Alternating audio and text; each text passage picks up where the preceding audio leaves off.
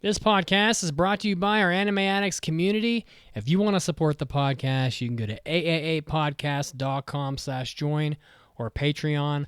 Today we have some pretty wild shit to talk about on After Party. I got some good stories for you, so you're not going to want to miss out. Join the Addicts, support the podcast, and get all of your extra content over at aapodcast.com/join or Patreon. And now it's time to start the podcast.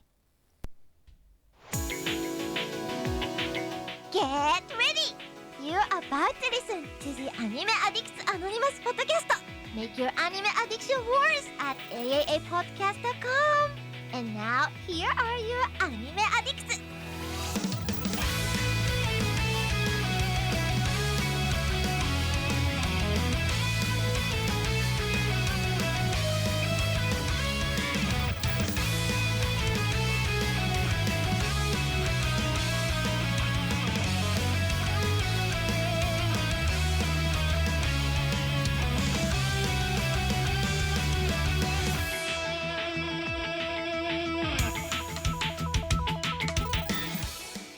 Welcome to episode 732 of the Anime Addicts Anonymous podcast. My name is Mason. With me today is Caroline and Mitsugi, and no one cares. Nobody cares because we might have I do.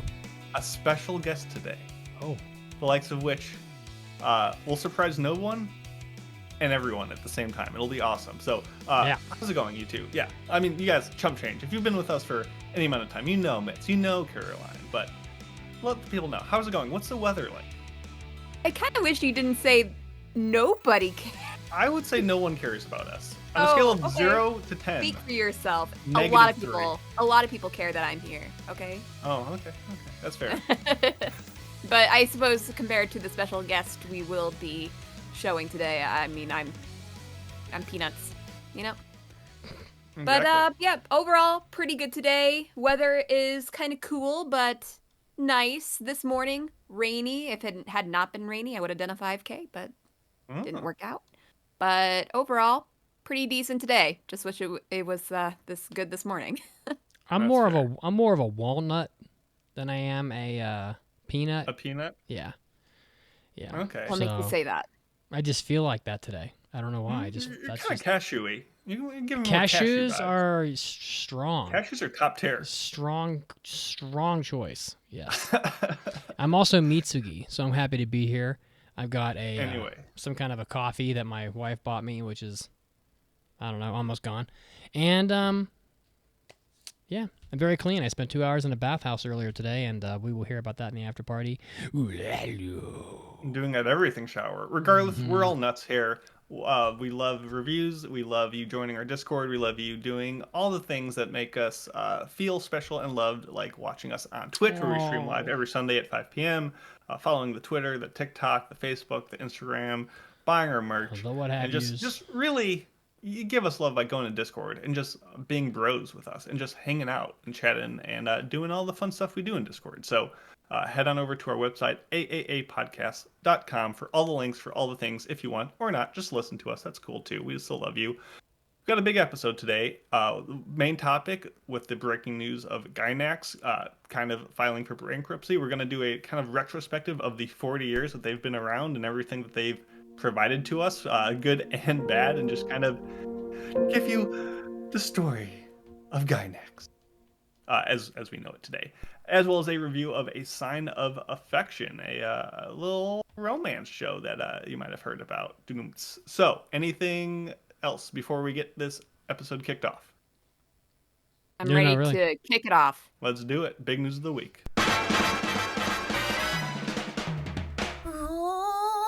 大ニュースです。It's time for big news of the week. All right. Well, let's see here. First up in the big news, I have a game to play with you two. So that'll be pretty fun. We'll play a game. Do not peek on the outline. I see you. I hope I win. Japanese brewery reveals a sake inspired by Hayao Miyazaki's first directorial anime. Now, I have enjoyed some sake lately. It's not so bad. It's pretty good. I enjoy the little cups that you get to drink it out of, and it's kind of cute and fun. And they have little fun bottles and stuff, too, that you get to pour out of. But a prominent Japanese brewery is dedicating one of their brands to this Miyazaki work. the Okuhida Brewery, which makes a variety of sake called Hida Homare, is basically, I guess, the rice is known. This region's rice is known to dissolve in such a way that makes the sake very have a very strong flavor. So they're going to be releasing a sake brand called Junmai Ginjo Umaso, which is inspired by Miyazaki's work. Mason, first directorial Miyazaki anime. I don't know, because obviously he was doing stuff way before Ghibli. Mm-hmm. I should know That's true. this. My Oh my gut goodness. is Future Boy Conan, but I don't think that's right. You have any guesses, Caroline? I don't think I am at all knowledgeable enough to give a guess. The answer is Miyazaki's 1978 sci-fi adventure anime series, Future Boy Conan. Mason. Oh my goodness. Good I job. assumed he had done like a short or like something smaller before, but we'll take it. So there's the packaging itself has Future Boy Conan stuff on it. Uma Soul and Hai Baba are the two piglets that are owned by one of Conan's friends in the anime, and the product is inspired by High Harbor, which is the hometown of Lana, who is the main female character and the heroine of the story. So I guess they felt that her hometown was a good representation of the brewery because it's located on a small island that has lots of farmers on it, and so I guess they felt like that represented, generally speaking, the area of Japan that this sake is made. So also because High Harbor has a motif of having high quality rice in their area. So I guess, and that's how the brewery feels about their sake. So this is not an advertisement for this brewery. Buy it or don't. I don't give a fuck. I might buy it, although it is kind of expensive. I think $35 for a bottle of sake is kind of a lot. I mean, it's not. Is it a regular size, I'm assuming? I'm not sure. I assume, but like sake is normally like fairly cheap. Like wine itself is fairly cheap. Like you can go buy a pretty decent bottle of wine for like $11, no problem. Or you can Where, go spend. in Japan or here? I bought a bottle of wine 2 days ago from a liquor store. It was only $11. Okay, I wouldn't say that was a fairly decent bottle of wine though, because the bottle of like the wine that I bought Pinky in out college. Caroline has entered. No the kidding. chat. No, like a fairly standard, if cheap bottle of wine is typically like $16-17. So when you're talking about a nice bottle of wine, that can go up pretty high. But the most amount of money I would spend on a bottle of wine probably is $30. Caroline, we're here for a good time, not a good wine. So basically, so considering this is like a featured nice bottle of sake, $35. I mean, I'm not an expert on sake prices whatsoever, especially in Japan, but it doesn't seem too crazy, especially since it's a special edition. Well, I don't know shit about fuck, but according to Google, the average price of most wine bottles is between 15 and 30, which you said you wouldn't pay more than 30. So, and the average price for like a bunch of sake sold in Los Angeles is $20. So, $35. It should be a decent bottle of sake. I don't know. It's kind of cool. I don't know. It's kind of classy. I like it. So. Yeah. Is it possible to get without having to pay like overseas prices? Probably not. It's probably like the shipping's probably more than the fucking cost of the bottle. I tried. Maybe this is something that could be funded through betting degeneracy, perhaps. Oh, it could be. It's happened before. Oh, it could be. Yes, indeed. That would be very nice. Oh, wait, I'm gonna look this Hint, up hint. because I don't actually have anything for news this week, so I'm gonna look it up if it's possible to get. Yeah, I mean, I tried to buy a case of like Firebrand coffee, which is like these tiny little coffee cans that you get in Japan, and they're like 70 cents a piece in Japan, but for like 40 of them, it was like $270 or some crazy amount because the shipping was like $160 or some nonsense. So, Mason, what do you got for big news? My big news is not so much big news in that the fact that a new anime is coming out. There's a series called Leviathan getting an anime adaptation. It will be coming to Netflix in 2025, being produced by Cubic Pictures and Studio Orange. Very fittingly, we just had our CG discussion topic a couple episodes back. We'll be doing the animation for it, so that's all well and good. But the interesting thing is that the source material for this anime is a American young adult novel series, which I can't think of any in recent memory of anime that have come from English, modern English young adult stories. That's kind of interesting. And I think young adult is a, really good, I don't know, foundational of ideas for anime to come from. I could see a lot of similarities between anime and young adult novels, but this is the first we're getting of it. So I don't know if that's good or bad. I'm kind of interested in it. It's kind of like this alternate universe, World War One Europe, where there's like a sci-fi slant where they have like bioengineered animals that like are, part of the warfare. That's kind of Yeah. neat. That's kind of cool. So I don't know. It doesn't look that great, but it's just interesting that anime is now tapping this kind of market for source material, which I think could be cool. So Leviathan coming out next year, if you want. Did you find anything interesting, Caroline? Or did you I'm guys still see the trying to show? figure it out. I don't know. I think it's most likely something that you can just get in Japan. Well, you can buy anything for the right price. Oh. If it's even affordable. Wow. All right. So the big news for today was something that was, well, I saw it on the Discord at first that that new news channel is paying dividends, so that was very nice. But what is not nice is that Studio Gainax is basically no more. I mean, they might get bought by somebody, but they are bankrupt. So we're going to talk about Studio Gainax, some of their prominent works, what the hell happened, basically.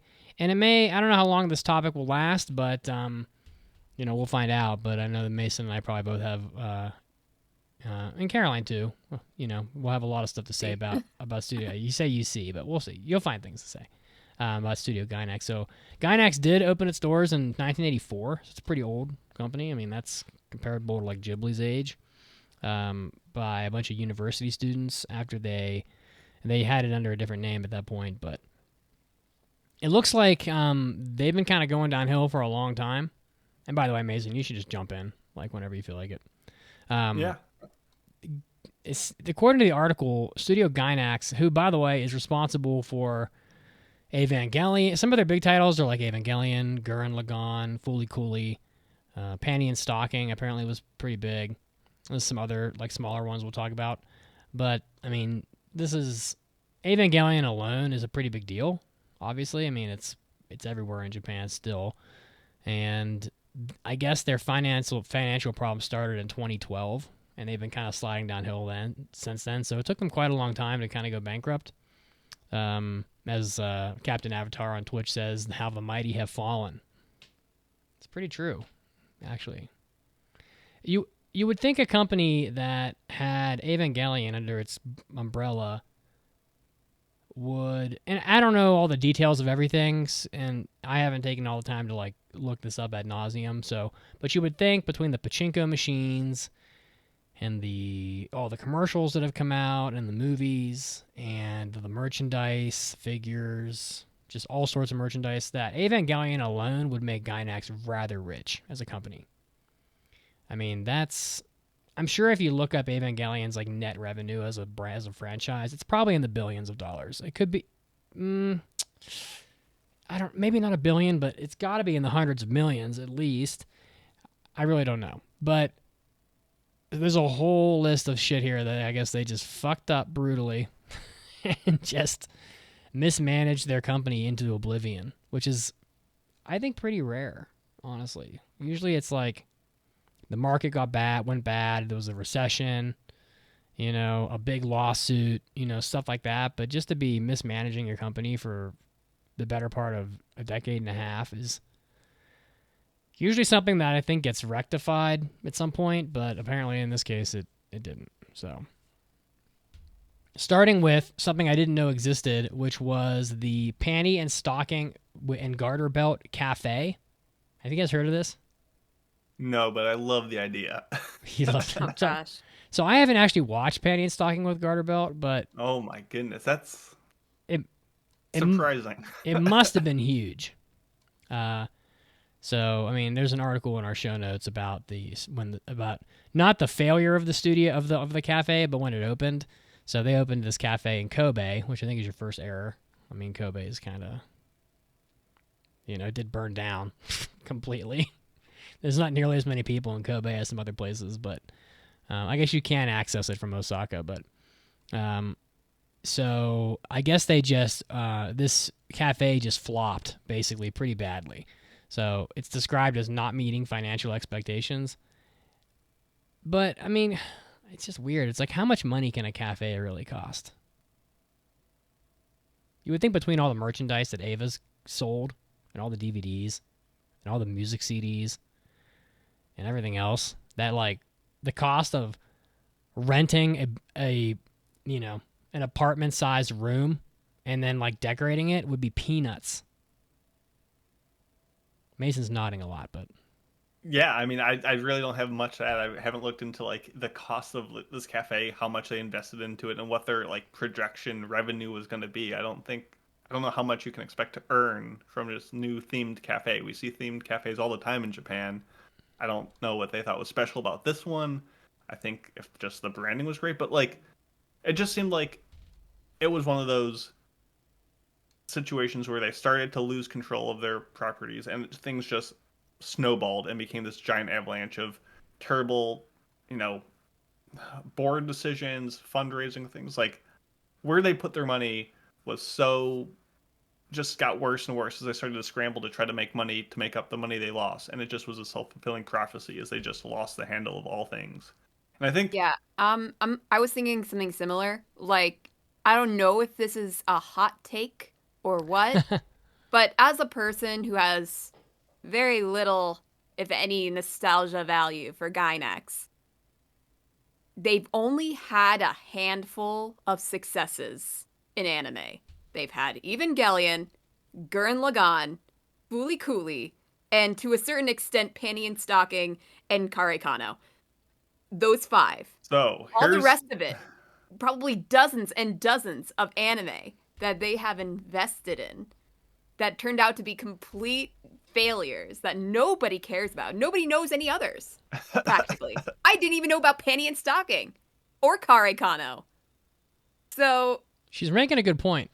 so I you're talking don't about three blockbuster anime when studios these days have so many that you can just rattle off, and then several more that are not as crazy popular, but still fairly decent in our community.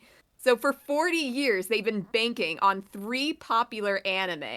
Of course they went bankrupt. okay. Let's get something straight. First of all, Oh Diamond boy. with four, Oh Gurren my. Lagann is like 2007, so they're making on less than three for most of the time. But here's the thing, Caroline, do you know the Haruhi Suzumiya opening song dance? Yes. You can Okay, do the dance. Can you perform it No, for I us? don't know it, but I Oh, know of it. you come know it. on. Well, back in the 90s, that was what us weebs like to say call a big deal. That was the thing. Yeah. That was the movement of the week. That was our calling song. That was everyone knew it. It was a big idea. The That's weebs what came from Gainax came from was all lands to dance before. together. Yeah, exactly. The song of our people. No. So in the 80s with Daikon 3 and 4, which was technically pre-Gainax, but essentially the Gainax crew before they became Gainax, Otaku no Video, and Gunbuster slash Diebuster. Those, I would say, three works early on in their career were, I would say, like the Mount Rushmore of what it meant to be an otaku back in the day. Okay. Like Because what I'd never heard Gainax of them, so I guess represented I was my yeah, opinions these shows don't really aren't going to matter that make, much. like they're not going to get an 8.0 on Mel nowadays. Like they're not going to become prestigious blockbusters, but they, I think more than anything, more than Well, good money-making shows. And obviously they had that with Evangelion. Gunbuster, yeah.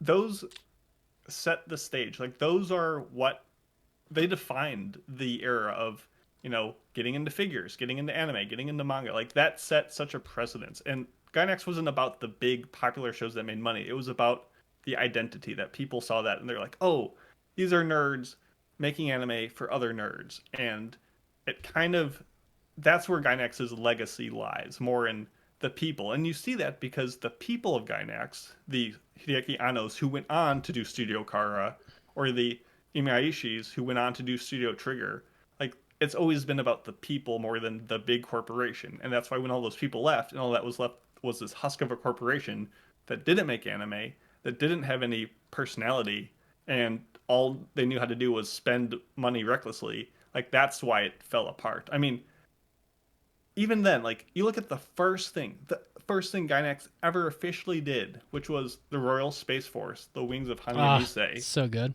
which is a disaster of a movie from like the writing and some of the plot, and it takes a little too long, but it is easily probably one of the most visually amazing films I've ever seen. Like I would put it up there with Red Line or your favorite Studio Ghibli film. It's Akira. just just a feast for the eyes. And you can not like the film.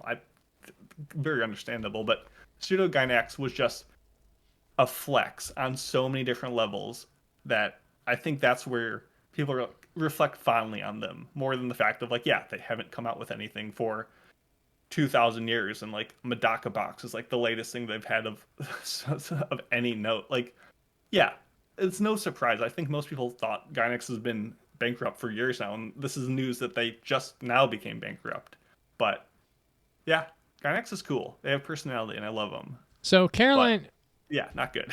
Caroline's making a good point though. I think you guys covered it, but I mean, What? I did? Well, I did have a whole. I thought I wasn't gonna have anything to say about this topic. Well, I did have a couple bullets on here for this. So basically, like, it's like, oh, Panty and Stocking Cafe, like, give me a fucking break. Like, you know, hold on a second. Evangelion franchise revenue. Did Evangelion have a cafe? $9 billion Evangelion has made. $9 billion. Now, I'm sure that the studio didn't get all that, but they got some of it. For sure. Yeah, and Studio Kara, I think that's fucking crazy. Owns Evangelion. Like it was interesting in this article about, you know, the collapse of Gainax, where they were just mismanaging things royally. A lot of people who once were associated with them, people who now work at Kara or Trigger or other stuff, came back to Gainax and like tried to work together to say like, how can we salvage the reputation?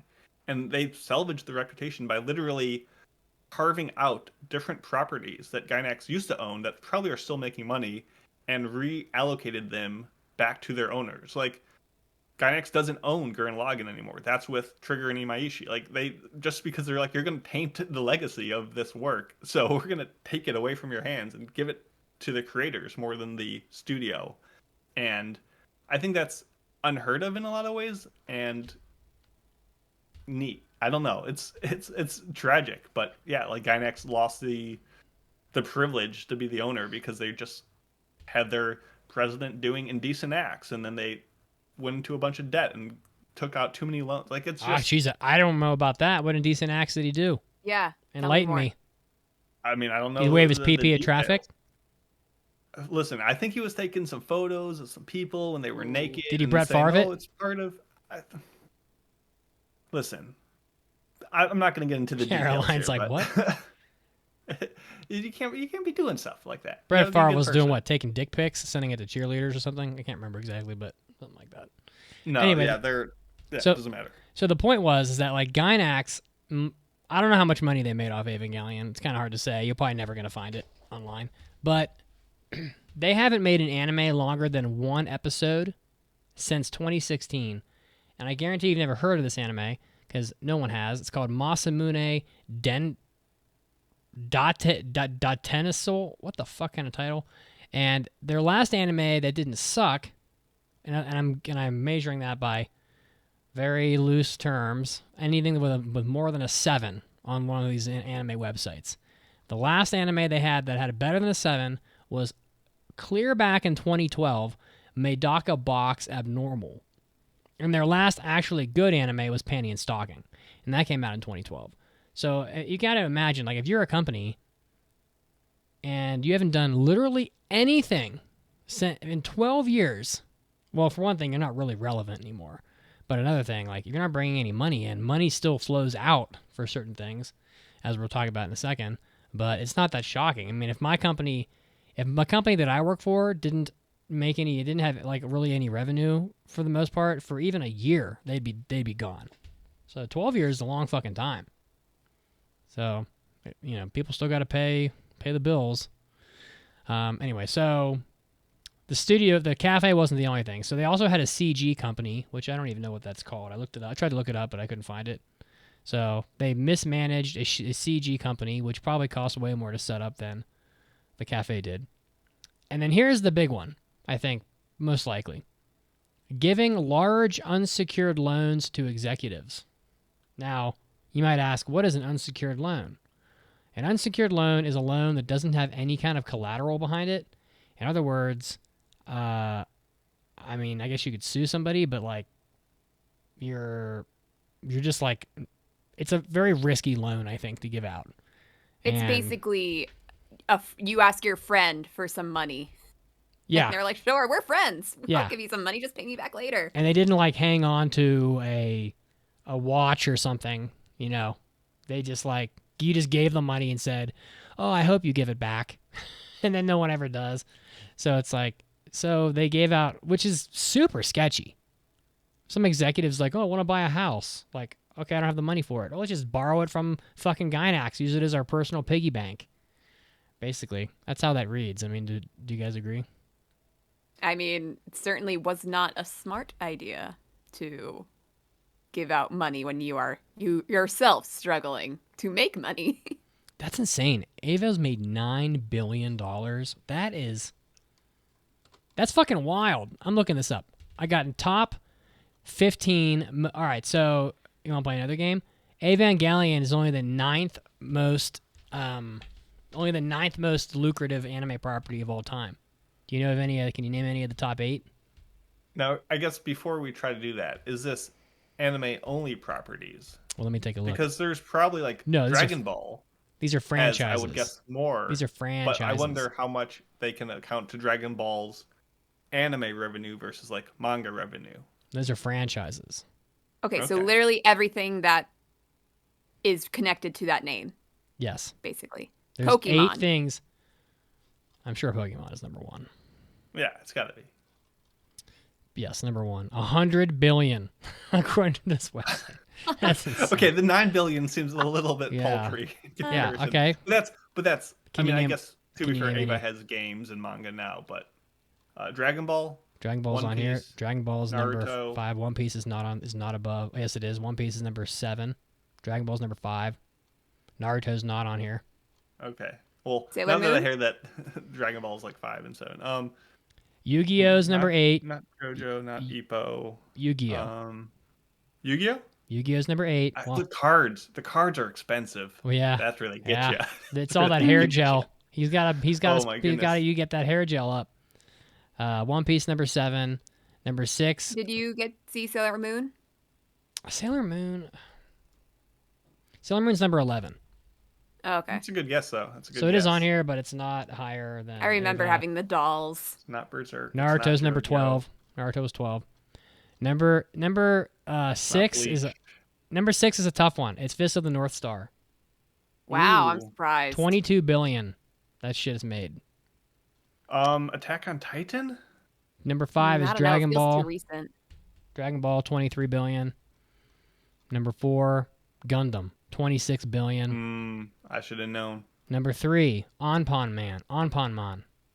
That's surprising. 60 billion. I don't even know what that one's about. It's about Anpan, man. What more do you need to know? It's It's a a man made out of Anpan. Yeah, his fucking face is made out of bread. Yeah, the 60 billion. Now I will say Where's Doraemon on that list? Doraemon's I would guess in the teens. well, I don't know that it's on here at all. Demon Slayer is way up there. It's like number 50. Yeah, Zero request. Demon I don't Slayer, see- Smoke Fuse says Gintama's definitely not up there. I don't see Attack on Titan. I don't see what was I looking for. I don't see Doraemon, but number 2 is Hello Kitty, 80 billion. Oh, I was gonna say Hello Kitty. Yeah. Yep.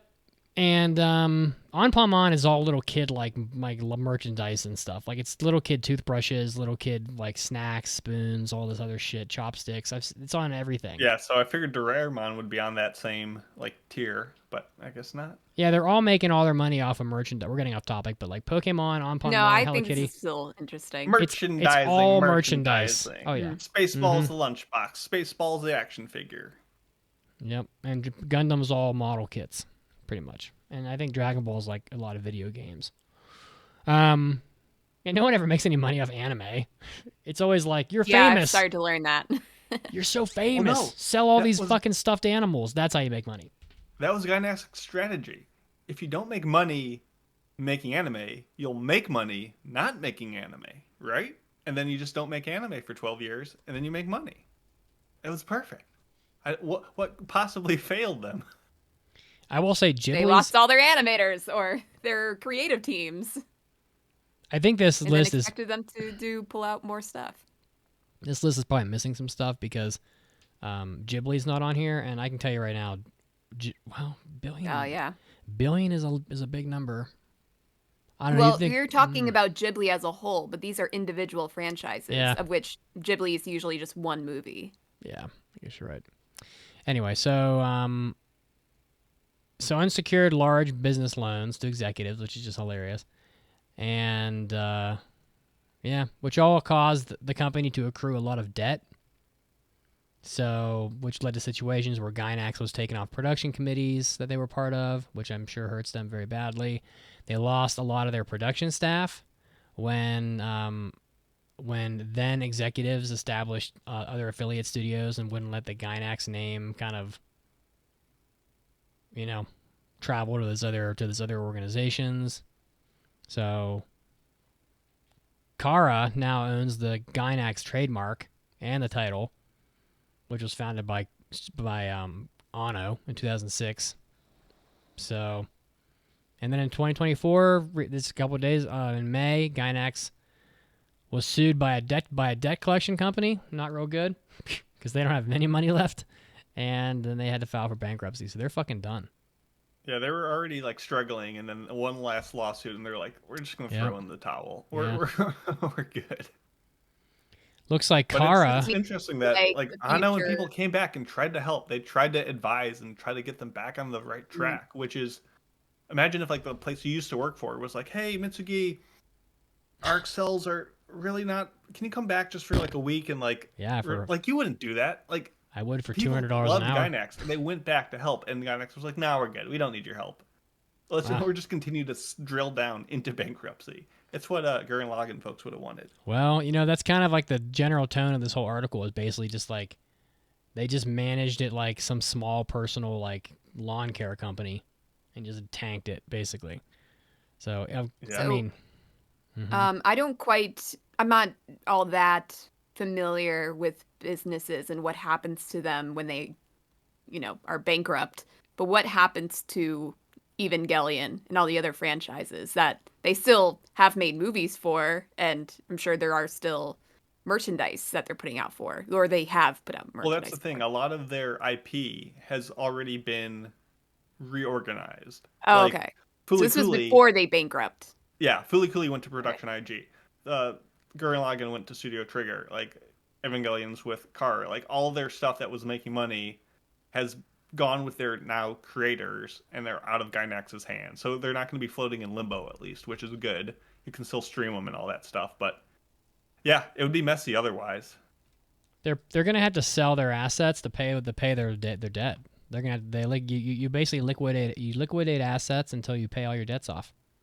If you have more debts than you Doesn't have, seem like they have any assets now, though, considering Well- it's all in different. Other people have already taken care of it. yeah. So when you have more debt than you have assets, then your debt to asset ratio is negative, and they won't have enough assets to pay all the debts, which means they're worth nothing. Basically, they have no money.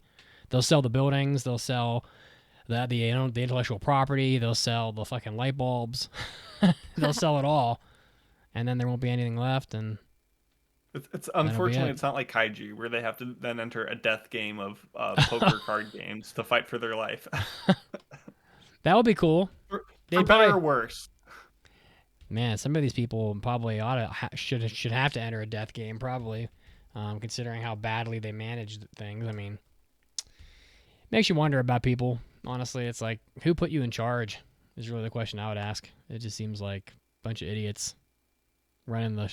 I thought this topic was actually going to be like looking back at Gainax and talking nice things Oh, we about it. are. No, we've just been shitting on Gainax No. We for already said Well, I that. mean, what? it's a bad 20 topic. minutes? They good shows. They went fucking That's what bankrupt. I assumed was going to happen. I mean, they're fucking bankrupt. I mean, they're done. So it's like there's not Yeah. much, just nothing happy about it. I mean, but Moving forward, Yeah. how are we going to honor them? Mitts, are you going to watch Penny and no, Stocking? I don't give a fuck. I'm surprised. I could see that being both right up your alley and enjoyable, and also like offensively, like grating to your well-being. So I could see it going either way. You should watch a couple episodes. You can watch the dub. It's a pretty fun dub. Listen, I'm gonna make some people very happy. Okay. I was watching Netflix the other night, and because my mom's over, we're watching things, and Watching the sadness with my mom, as you do. she would probably sit through that, actually. But You know what you need to start, Mitsugi? You need to start Dungeon Meshi. Just for your own sanity. You know what? My mom asked me the other day. She goes, "What's delicious in Dungeon?" I was like, "Well, why don't you watch it? You can watch it and find out." So, no, I'm gonna watch Baki on fucking Netflix. Hey, but don't come back in a couple weeks and say, I can't believe I have to watch 24 episodes of a stupid cooking show. Is it dubbed? Yeah. I don't know. Yeah, it's dubbed. Do It's on they? Netflix. Yeah. You'll What was be that fine. last But thing we also, watched that you I should didn't probably like? Start it because we're reviewing that in like 2 Undead weeks. Unluck. Oh yeah, it can't be worse than that. So Yeah, I mean, I watched a it's few not- episodes, and at least it looks very nice. It's a very nice looking show, I mean, it's Studio Trigger. Came from Studio Gainax, so I guess it's kind of... We're still on topic, technically. Yeah, exactly. Okay, if you're not going to watch Penny and Stocking, Caroline... Well, what the fuck? Gainax show... Wait, whoa. You're Listen. like, I'm watching Baki. I Listen, don't need no listen, stocking and listen, or stockings. listen, bruh. Bruh. Listen, buddy. Let me just tell you Listen, something, okay? pal. You have 1, 2, 3, 4, 5, 6, 7, 8, 9 anime on this list on our document that are Gainax shows. Mm-hmm. I have seen 8 out of 9 of them. That's pretty good. Well, Pretty don't I good. deserve a little more credit? The only one I haven't No, I'm seen is not Panty and implying Stocking. You're making me That you sad. haven't seen it. I'm gonna just cry. saying you're so close. You're almost getting the platinum trophy. You love the platinum trophy. I do. Yeah, you're right there. I do. It's such a And, waste of time. I think people would appreciate hearing what you think of Panty and Stocking. No one cares But, about okay. me. I'm just a bald Okay, fuck. fair enough. Which of these, if you had to carry forward, like in your mind, if someone's like, "Hey, you remember Studio Gainax?" and you're like, "Oh yeah, they're the studio that did that." What's the show that you were like in your mind is Me? the Gainax show? Yeah. Oh, it's Evangelion for sure. What do you associate with them? Okay. Evangelion is. I mean, I think as a standard, Evangelion is the most influential. And, well, actually, no, Fooly Cooley's on this list. I mean, I think everybody would think of Evangelion first. 100%. Yeah, I don't. Fooly I Cooley don't. could Oh, come possibly on. take that spot. See, to I don't me, know. Maybe. Eva is clearly their biggest show, but Eva. Don't be an and the elitist. thing I was like Eva is not a Gainax show in my head. It's a Hideaki Anno show. It's a Studio Kara show. Like it's his show more than a Gainax work. Like I get that we often associate, and to be fair, I'm someone who is kind of anti-studio groveling. Like it's always people that make these shows. A company has never made an anime. It's the people at the company. So yes, I get that technically it's a Gainax show, but in my mind, it's those Otaku no videos or the Gunbusters, which also obviously done by Anno to some degree, but that's really the heart of Gainax in my head, or Royal Space Force. Like that's to me, when I think of Gainax, I think of those early stuff that defined what it meant to be an otaku more than Eva being the cultural landmark that it was. So I also like Kari Kano. yeah, that's a good one. I haven't seen Kari Kano. Out of everything on this list, I've only seen Evangelion, Fooly Cooley, and Gurren Lagann. I mean, Kari. Of the three, like, I honestly don't absolutely love any of them. Like, I appreciate them. And out of those three, I think I found Gurren Lagann the most entertaining. But, yeah. It's After her mostly out of Studio appreciation. Trigger, you might like Studio Trigger. But if I were to watch another Gainax show just to say I did. In honor, yeah. I think I probably would pick Karikano out of this list. But Okay. even so, I think that's like 2 cores, isn't it? I don't think I can take on another 2 core right now. Well, Karikano is a little complicated about. Oh, it's complicated? Well, I mean, it's not. It's one core. Well, it's 26 episodes, but It has a shitty second half. yeah, there's a very clear moment where you're like, oh, this is a different show. So I think it's like 17 or 18. I forget exactly where it falls the apart at the end. transition is. But everybody can see it when it happens. Yes, it's very obvious. There's a lot of recap. If I did not tell you, you would come back and be like, "Oh, I was watching this This Karikano part show. was way too. It was pretty good." Yeah. And it changed, and it's good though. When it's yeah, good. they were like, "Oh, we have no more money. Let's just do a bunch of recaps and finish it in crayon." Pretty much what happened. They fucking Ava-ed it. Extreme. I used to joke for a while back in the day. I used to joke that like Gainax was the studio they couldn't finish anything because Evangelion, the end of that was fucked up. You go to TV tropes. Gainax ending is a thing. It's known. They're known for their preposterous like. It's over? Question mark. Yeah. I think. I like Gainax. They're good. They were good. The people were good. Yeah, Karikano, man, it's so good at the beginning, the first half. It's a very honest romance show, so they don't waste much time. They're very. It's a lot about like 2 kids that are in love or whatever, but nobody else wants them to be in a relationship because it's affecting their schoolwork and stuff like that. And the girl is basically a totally different person than she is at school, where she acts perfect, and then at home she's like this like cut loose slob type, and it's really worth watching. Honestly, it's very cute, but yeah, it has a bad ending. Gurren Lagann. I'm surprised. Yeah. Mitsugi's first show to like think of Gainax was not Gunbuster, which is the show that defined fan service by introducing the infamous boob physics of the Gainax bound and going topless and all this shit. The trajectory of both boobs and anime fan service forever. So, I mean, Gunbuster's fine. Gunbuster is so awesome. I mean, it's good. So bad, but it's awesome. It's good. It's not like, I mean, but it's just silly. So I know it's probably definitely older than Ava by a lot, but yeah. So yeah, I mean, if you want to go sequentially, I guess I would say Gunbuster is much older and very famous. But like, if it's if I had to like say what is the anime that everybody should watch of Gainax that you're gonna remember, it's Ava for sure. Yeah, but only the original Ava. I don't need all the rest of the stuff. I would just watch the original. And I haven't watched really most of the extra stuff, like the movies and the end of Ava, which I know is supposed to be great and all this. I haven't seen all those. I'm happy with just the Evangelion itself. But I also like Gurren Lagann on here, although the ending's a little too super robot for me. Yeah. So, but I think we should get Caroline to watch some of these. I'm busy. There are so many sequels I have yet to watch of shows that I actually know I like.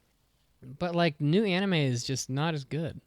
I mean, you say that, but I didn't really like Evangelion or Fooly Cooly. I mean, I think I might like Fooly Cooly more now than I did then. So I think it deserves a rewatch, but it's mostly appreciation. What are we going to do with her? Gainax's ethos fits Caroline's pathos. I feel like. What does that mean? So I'm doing me. I'm a dumb. No, it's just what you are looking for in a show from the emotional side doesn't always resonate with what the studio presents from their concepts. I feel like you're just looking for different things from your media. And I guess I would agree. If you had to watch one, I would say probably Karikano is the most in your lane. Like, I don't want to be this old man like, oh, you should watch Gunbuster because it was back in the day and it set the standard for so many things and it's important for this many reasons. But like, you'll watch it and be like, oh, her boobs bounced and then the robots blew up. And then it got sad. Like, that's cool, but like, it's not really entertaining. And that's fair. So because she has big titties. I mean, like, come on, we already know. We know it. We know. I'll play the drop. Don't make me do it. I won't. Caroline, don't you give me that look. Yeah. The look. People should watch Gainax. They're good. They're a legend for a reason. I was gonna look it up and I completely forgot to. Where did we rank Gainax when we did our studio ranking Oh boy, episode? I don't have that. I don't have that data, but probably in the middle somewhere. I mean, they So haven't we done. did on episode 680. Yeah, let's hear it. We did our, where do we put stuff? But I have no idea where Gainax like ended up on our list. I don't know if we even put it on the list because, I mean, I know I had them in Studio A, like or the A tier, and that was mostly because they did amazing stuff, but haven't done anything in a decade. But I don't know where we agreed on it. But I would bet they're up there for a reason. I bet they were probably like a B minus. Yeah, Because I could believe that. yeah, I mean, because honestly, they haven't done anything in a long time. Like you give them credit for the old stuff when they were basically Mappa, back in like the 90s, But now it's like, what have you done for me since then? Not a whole lot. So, and I didn't even go back. They definitely rested on their laurels for the most part. Yeah, and before, Yeah. and I said that the last really good one was Panty and Stocking, 2012. I'm just using website metrics for that. But like, I didn't check when's the one before that. Maybe it was like 10 more years. I don't know. Maybe Panty and Stocking came out of nowhere. And No, it wasn't too bad because they had like Penny and Stocking and Gurren Lagann, and those were like, kind of in the Gurren same Lagann's kind of old. time frame. 2003 or something. 2007, my guy. It's not that old. No, whatever. It feels like it's 2003. I just thought to myself, I watched that in college, and then, boy, man, it's highly rated. People love Gurren Lagann. Tell you what. Yeah, it's Yeah, awesome. I watched But it in doesn't feel college. like it feels very in my issue, so people just assume it's Trigger, and you're like, no, technically, but yeah, I made doesn't myself matter. older than I already am. I was like, I watched that in college. That must have been 2003. It's like, bro, I wasn't in college yet. 2003. Holy fuck. I'll be dead before you know it. Life is so short. Yeah. We're talking to video. I watched that for the first time at Otakon. That's pretty the place to do it. Yeah, it's pretty good stuff. I mean, it's It's so self-aware. yeah. It's so funny. Yeah. And otaku lifestyle, indeed. Everyone just go watch Daikon 3 and 4 on YouTube. They're like 5 to 10 minutes long. Super easy stuff. And you'll be like, that's why they're not a studio, because they just stole ideas from, well, not stole ideas. That's a harsh way of put in references from media in their anime, but Boy, they cool. sure love bunny girls. I'll tell you what. I mean, if you look at like Daikon and Otaku no Video, both of them have a bunny girl. And then Gunbuster May as well. yeah. I mean, that's why The cover of it. Haruko in Fooly Cooly has the bunny suit, and she screams Daikon 5 or whatever in that episode. Like, it's all a Gainax reference. Yeah. They reference themselves. Yeah, they're sucking Yeah, their own that's dicks. how cool they are. Oh my god. How can you even handle That's it? lame. Listen, if you have a bunny girl, you're going to use every excuse possible to make a reference to make that happen, and salute them for it. I mean, they do it all the time in Dragon Quest. So, Dragon Quest has always got bunny girls. And, like, every fucking Dragon Quest game has a casino. And they're always filled with bunny girls. And I'm just like, whatever. Bunny girls just don't... It's not my animal girl of choice. I'll take the You're cat a cat girls. girl, man. Of fucking course. Yeah. 100%. Cat girls. I don't know who comes in second place. I don't know. Like, there's a whole bunch of Horse second girls. places. It's like, well, I love how you had to think about it. there's like cow girls, dog girls, wolf girls, like all sorts Fox of girls. foxes, whatever the fuck Roxanne is. I don't know what the hell kind of animal girl she Nuki, is. something. She got like weird floppy. I think she's more like a dog girl. I don't know. But yeah, cat girls are great, but bunny girls, I just don't get it. The chances I like the slime girls. I don't know about slime girls, do I? I think that was a Dragon Quest reference. You like all the maybe. slimes. They are cute. They are cute. Anything else on Gainax, or should we just say rest in peace? I'm and good move with on? wasp girls. Oh know? my Ooh, god. oh, yeah. Yeah, come on, One baby, lost girl. sting me. Yeah. Yeah, I would have. R.I.P. I Gainax. definitely would have. I definitely wouldn't have held back on that. What is it? I've said it before. The Yura of the Hair girl from Inuyasha. She's like the first villain that they encounter. Oh, she's hot. I feel like we should just go into the news break and just Mitts in the background just listing off like The ox different girls. girls, Badger rabbit girls. monkey girls. Succubus just girls. goes for like Oh, minutes in the background. don't even get me But started. that doesn't really count because we're talking about Wow. animals. But Well, yeah, I mean, yeah. a snake girl probably would. Dragon girls, It's so airplane unfair. girls. Like succubuses are so like sexy. Oh god, and I they're- brought up a can of worms. and they got like the big Worm boobs, girls. and they got wings and horns, and it's all kinky and stuff. And then what do the girls get? Incubuses. You get these massive like just sharp looking penises sticking off these giant little dudes with wings. Like you wouldn't want it. No, that's very unsexy. Girls Got definitely. any intro weekly trivia He questions definitely got for the our shaft on listeners? that. Oh my god. Okay, we managed to make this weird. Oh, In-show weekly trivia Not question. for me. It's status Who is quo. the next anime studio to go bankrupt? Post your predictions below. It seems to happen all the time, actually. Make your bets now. Make your bets now. Here's the real in-show weekly trivia question. What languages does Itsuomi speak in A Sign of Affection? And we'll give you the answer after the news break.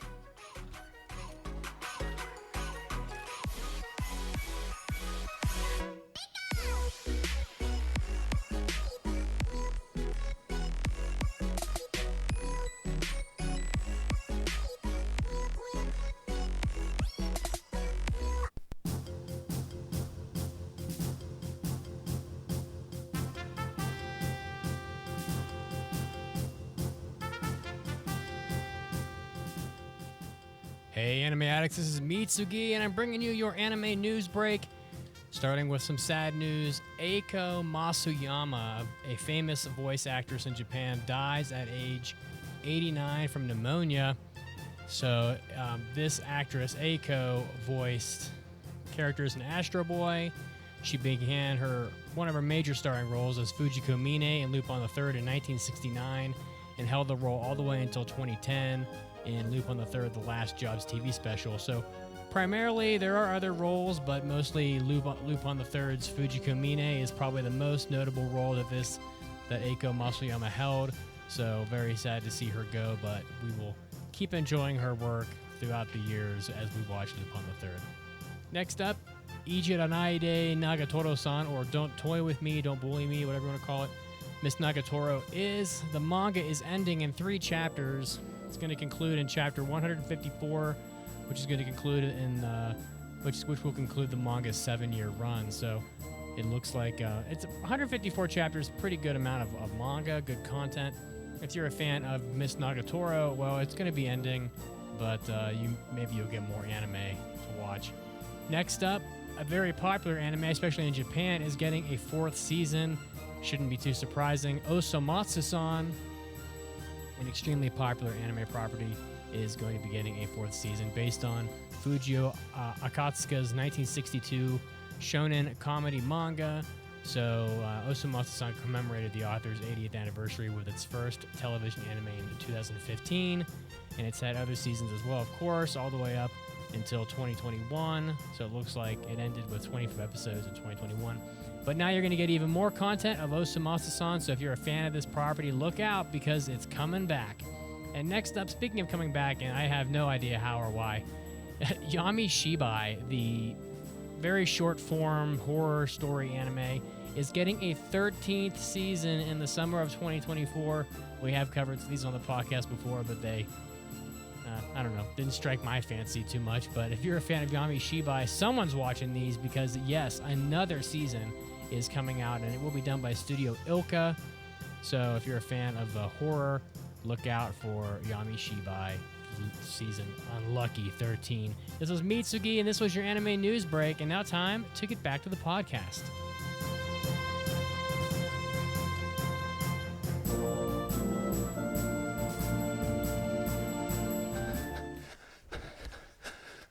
Here you are, jogging. Beautiful weather indeed, and you're looking good too, I might add. The blood is pumping, and so are these AAA podcast vibes. Mitsugi, I want to take my balls out and lube up your head. That is until your favorite podcast ends. Now you'll be left with no choice but to listen to the placid magnificence of nature. But you're a stink-meaner, and you think nature can go get fucked. Man, this some old bullshit. If only you had the AAA Podcast's extra content, you wouldn't be forced to enjoy nature at all. We'd carry you all the way through the rest of your jog with our hentai episodes, our hobby addicts, and our after parties, over 900 additional episodes of content. You think jogging gets your blood pumping? Just wait till you listen to some hentai episodes. And you'll be helping out the podcast as well. Plus, your grumpy ass won't be chasing birds anymore. Shut up, you noisy little shit. Don't be grumpy. Head over to AAApodcast.com/join or Patreon.com today and help out the podcast. Again, that's AAApodcast.com/join or Patreon.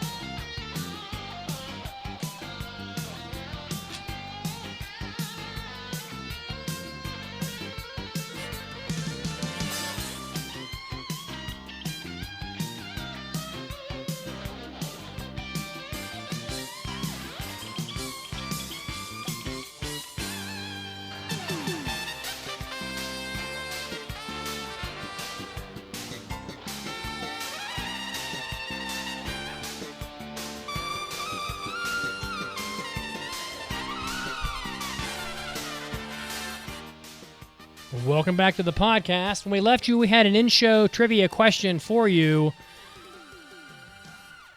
And the question was, what languages does Itsuomi speak in A Sign of Affection? Not literally what does he actually speak, but I think what he can speak, according to the wiki. And the answer is Japanese, English, German, Spanish, Chinese, and Japanese Sign Language. So quite a lot. So I can, it makes me feel stupid, to be honest with you. If it makes you feel any better, in the wiki, they didn't list Japanese. The person in Japan, they just assumed that. But technically, he can speak Japanese, so I was a little upset. But anyway.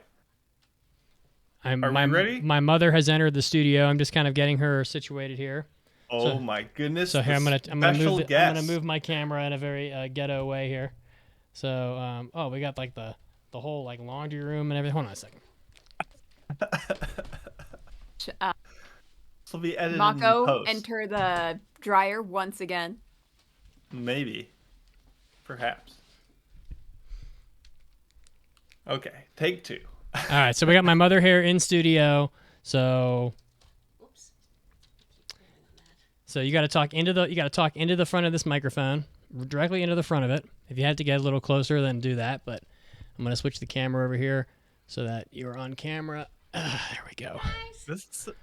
Hello. Oh my goodness, this is an honor. This is such a special day. Mason's talking to you. Oh, you can't hear him. Oh my goodness, she is so now? Blessed. Yeah, I hear now. Okay, She's like, I don't have to hear his. No, I had her microphone. I had her microphone turned down. Hi guys. Hello, how's it going? We're gonna play Does Mitsugi's Mom Know live on the podcast today for the first time ever. So we've played this game like 50 times or something, and it's never been live. So we do have somebody in the chat waiting who is, I guess, lucky to be playing Does Mitsugi's Mom Know today in the flesh. We've never done this before live, so we'll see what kind of a disaster it is. Mason, why don't you go ahead and bring them in, and I will play the intro. Sounds good.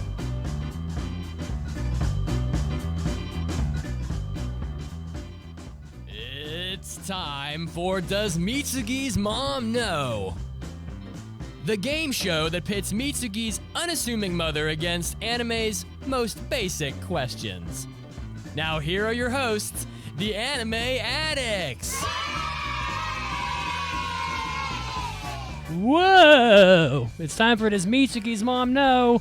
It's the game show where my mother, who's live in studio, tries to answer anime's simplest questions of all time, and our lucky callers try to guess whether or not she knows the answers to these questions.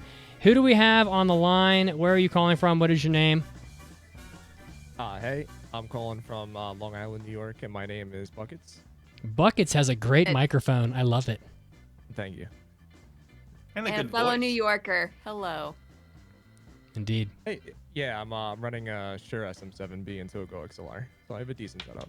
But not upstate New York. A very important distinction, as we've learned. I know. I hope you this don't have podcast. some sort of superiority complex over me. I mean, I went to college in Albany, so, but... Oh, okay. So you're an honoree. Well, No, definitely not. Buckets, my mother's sitting right here next to me, so do you have any words for her before we get started with the game? Yeah, go easy on me. I didn't know this was going to be live. I didn't either. I purposely did not prepare him for the live, just so he couldn't Yeah, collude with her. Yeah, you're very lucky because this is the first time we've ever done this game live. That's right. So, This is good, so you get to see who you're destroying in person this time, right? Do I? well, you're not on. Miss? Oh, here, I'll put on camera. Hold on. Here you So go. here's I'm the not other thing, sure. though. There you go. Is her microphone? Are you sure her microphone is on? 'Cause I am she not doesn't sure really of sound anything very- right It's now. on. I think the fact that it's at eye level is a little difficult to hear her. I'm very sure. I think the tricky thing. Just talk that a little might be louder too than you normally would. Who, It'll me? be you. Okay. Okay, of course. There's is buckets. Buckets As can my look mom at your slams the facial microphone into expression everything. and try to get Yeah. a read on how Hi. confident she looks. So She can might also have he that can edge. also see the fire and brimstone in her eyeballs as She's she very tears frightening. him down. All right, so on Does Mitsugi's Mom Know? I have 5 questions prepared here, of course. We're going to ask them in order, and then my mother will try to answer them live. Buckets, you will have to try to guess whether or not she knows the answers to these questions, and God help you. So that's all I can say. I'm going to need it. He's going to need it. Okay, Good luck. well. All right. All right, well, with that said, are you ready for Does Mitsugi's Mom Know?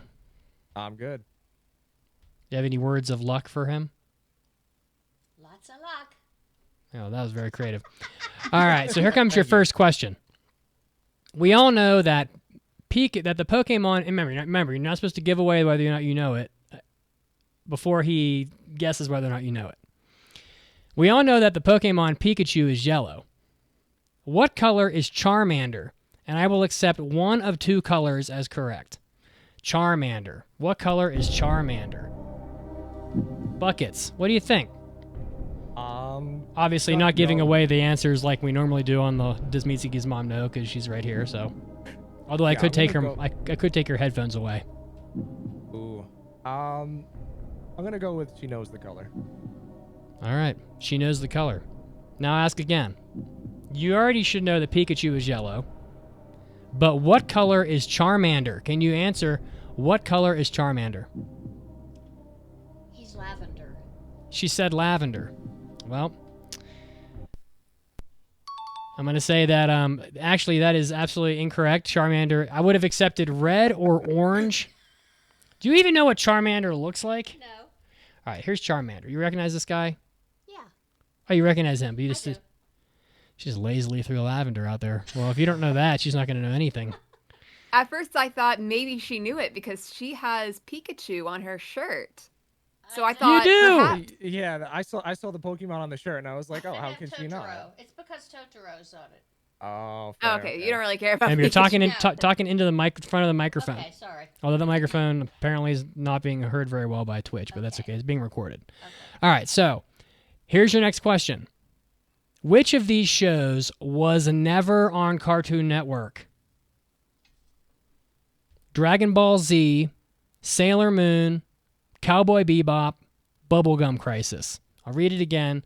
Which of these shows was never on Cartoon Network? Dragon Ball Z, Sailor Moon, Cowboy Bebop, or Bubblegum Crisis? Buckets, what do you think? Does she know it? I'm gonna go with she doesn't know. She does not know. He's just no faith for you today. How do you feel about this? That that the listener has absolutely no faith. Buckets doesn't believe in it. He had faith. I'm I crushed. put so much faith into Pikachu. Or Charmander, sorry. The Pikachu shirt I put faith in. All right, so you're saying she does not know the answer. Final answer. I'm locking him in. All right, Mitsugi's mom. Which of these shows was never on Cartoon Network? Dragon Ball Z, Sailor Moon, Cowboy Bebop, or Bubblegum Crisis? Cowboy Bebop. That is not correct. Oh, I almost said bubblegum. It was the correct answer is Bubblegum Crisis. I almost said And that. Buckets 2 in a row. Ooh. No, I got He didn't one. get the first one I got correct. one correct. You I didn't get the first one. But you did Yeah. play the correct noise, so I Jingle. mean, like, do I get a half point for that, maybe? Oh no, you don't get jack shit. Sorry, I was confused too. He played the ding. I'm like, oh, maybe I was wrong. I must have just missed her. Okay, so we're 1-1 so far, which One is and one, and you need to go 3 for 5. that's right, 3 for 5. We got 3 questions left. By the way, Dragon Ball Z, obviously Cartoon Network. Sailor Moon, obviously usually came out right before Dragon Ball. Cowboy Bebop came on at night, so it was on That at was a late night. play, yeah. Yeah, and Bubblegum Crisis probably could have made it on TV, but never got picked. So that was actually meant to be easy. I tried to pick ones that I thought you'd I recognize. almost guessed bubblegum. Yeah. So All right. bubblegum is kind of lavender flavored, so maybe she's just That's in that maybe. mindset. Oh, I Alright. can see me in your computer monitor, Mitz. Yeah, there you go. Hi, me. You waved yourself, yeah. All right. Next question, Buckets. You're kind of on the ropes here. You gotta. It's kind of like the in baseball. You want to be ahead of the count. But I'm rooting for you. In My Neighbor Totoro, my mother, she will be shamed forever if she doesn't get this. She's wearing a Totoro shirt, for God's sake. Okay. In My Neighbor Totoro, when Mei and Satsuki meet Totoro at the bus stop, very famous scene, right? Who are Mei and Satsuki waiting for at the bus stop? Ooh. See, it's a famous scene, but it's a nuance from the scene. I'm gonna throw a Hail Mary out. She doesn't know. She does not know. Yeah. All right. She does not know it. Buckets has no faith in your Totoro knowledge. The And- shirt has let me down once already. It's so. fair enough. So here we go. So I'm going to read it again. In My Neighbor Totoro, Mei and Satsuki meet Totoro at the bus stop. One of the most famous scenes in all of anime, probably. Absolutely. Who are Mei and Satsuki waiting for? They're waiting for their dad to get off the bus. That is absolutely correct. But Buckets. Oh no. I should have Bucket. put faith in the shirt. Maybe it was. She did say it was the other side of the shirt she was wearing it for. So I mean, 2 sides of the same coin. Oh man. Buckets, what's your favorite anime? probably JJK. I'm a Oh, bit so you of must a- hate me then. Yeah, no. Are you one of those people that wrote hate mail about me on Apple Podcasts? No, I'm joking. Definitely not. I actually find myself agreeing with your opinions more often than not. Oh, my also, goodness. Yeah, Oh, I also jeez. agreed that. I also agreed that Mason's last review. I just watched the. Uh-oh. Yeah. You already know what I'm gonna say. So I mean, I felt like that 1.5 was a bit rough. All right. I'll Well, be. if there's anything I'll say about myself, my opinions are bad. Okay. 4th question. I think this is do or die for Buckets. Yeah. So I'm really rooting for you here. 4th question is, when Pokemon came out in the USA on the Game Boy in 2000 and you know what? I'm just gonna read this again because that was a disaster. When Pokemon came out in the USA on the Game Boy in 1998, the game came in 2 cartridge colors. Can my mother name one of these colors?